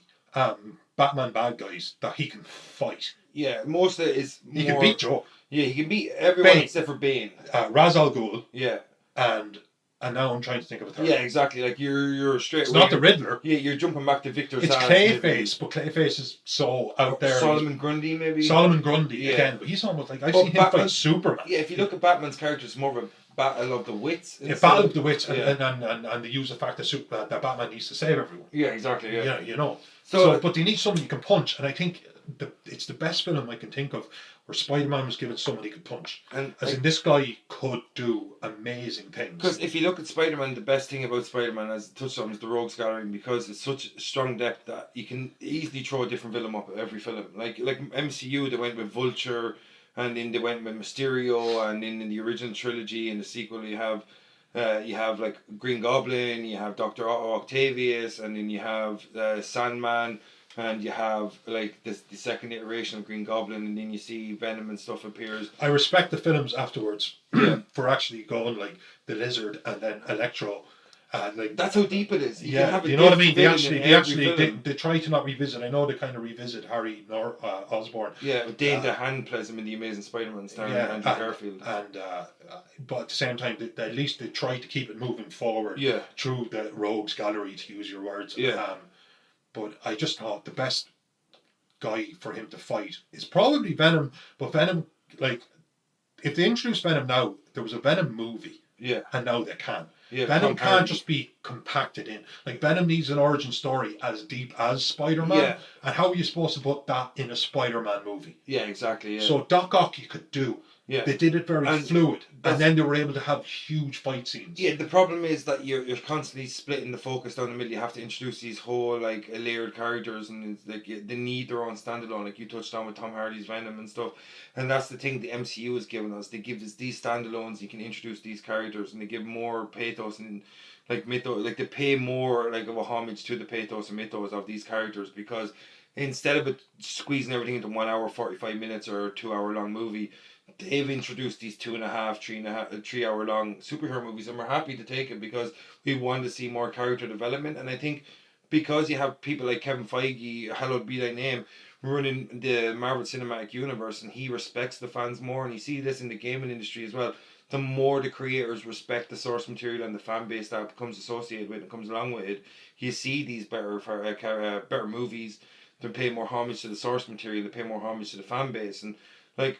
When you look at Spider-Man 2, you like Venom is introduced in Spider-Man 3, and we'll go back to that because it was so poorly handled. But in Spider-Man 1 and Spider-Man 2, he focused on the singular villain, and he introduced at the end, we seen the James Franco's Harry Osborn becoming Green Goblin, and like that's why these movies benefited, and that's why they're stronger than the third one, is because they had one villain. Yeah. And you had that singular focus, so like, do you think? So you're like looking back at it now, because I when we ended episode 1, my issue 1 of this like whole thing we're going to work through, were you happy with how Spider-Man 2 turned out then?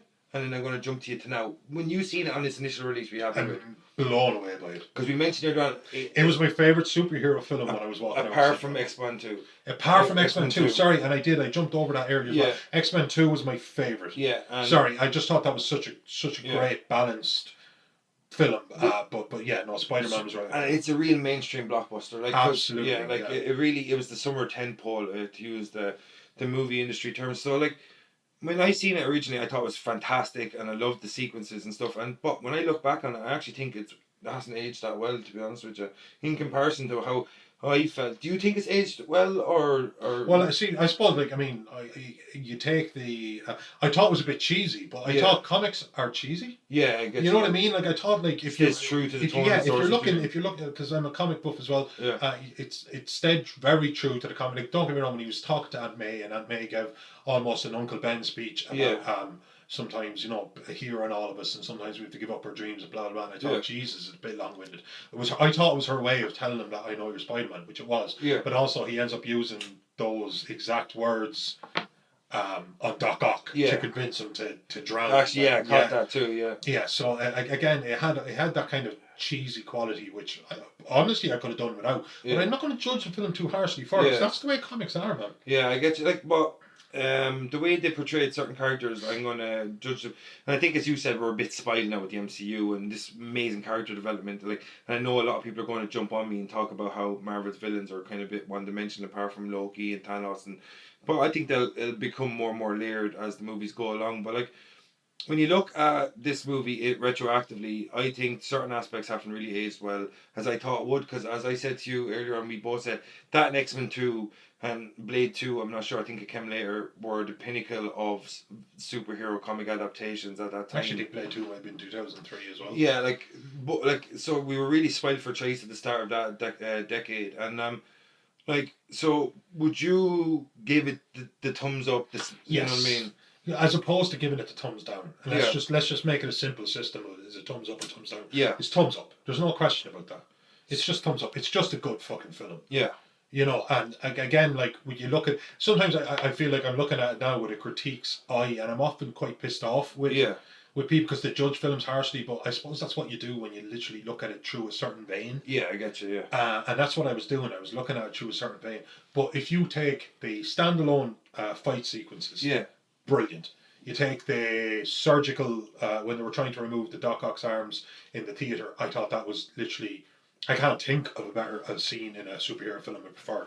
Bar maybe the opening of X-Men 2 with Nightcrawler in the White House. Oh, incredible! Yeah, just incredible. Yeah, Alan Cummings. Cummings, yeah, just incredible. But I just thought that was such a great scene, and I just thought the film really expanded the Spider-Man universe. I felt like it was fluid, and I just think it deserves massive props for that. Once again, its pacing was very good. Its pacing was very good. Sam Raimi's very talented with the pacing. Like it started, and I really thought at the start of the film, when I thought, like, God, we don't need to be introduced to Spider-Man, and they really slapped me in the face with it. When he was A, stopping a bank robbery, and B, delivering pizzas. Yeah, I got you. Yeah. You know what I mean? Like, it was just like, no, right, he's Spider-Man now, and he's Peter Parker. Yeah. And, you know, it just was what it was, and I thought that was really well done. So, no, it's a thumbs up for me. Yeah. Easily, and I could probably sit and shit on it for about 2 hours, but I'd probably praise it for 3. So before we leave for the day, and I'm going to ask you, like, we want to finish up, and what would you think was the best aspect of this Spider-Man 2 experience? The best aspect of the Spider-Man 2 experience, I think, for me, and I just touched upon it, was how well what Doc Ock could do with four-dimensional observation through the claws, and the strength and the ability to climb, the ability to jump. His power set was in ways very similar to Spider-Man. So, lack of a better term, his symbiosis with his tentacles was the best aspect. Exactly, and he was able to fight Spider-Man on not just fight him on a physical level, but a very power set level. Yeah, and I just thought. They complemented each other well. They complemented each other so well. And that's where the entertainment, that's where they like leave your brain at the door and just watch it. Yeah, I get you. And it had such a long, beautiful scene. And that scene where the fight on I just thought that alone, if it's a 5-star rating system, I think it gets a 1.5 or 2 stars based on that. Yeah. Like, that's how strong it was. Yeah. So like I'm agreeing with you there. I think the best aspect of the entire film is Alfred Molina's portrayal of Dr. Octavius, and like he really added a lot of credence to the role, and I can clearly see why the MCU, if the rumours are proven to be true, are thinking about bringing him back to reprise the role. And obviously I've made my opinions well aware that my worst for this movie is James Franco's portrayal of Harry Osborn. But what was your worst?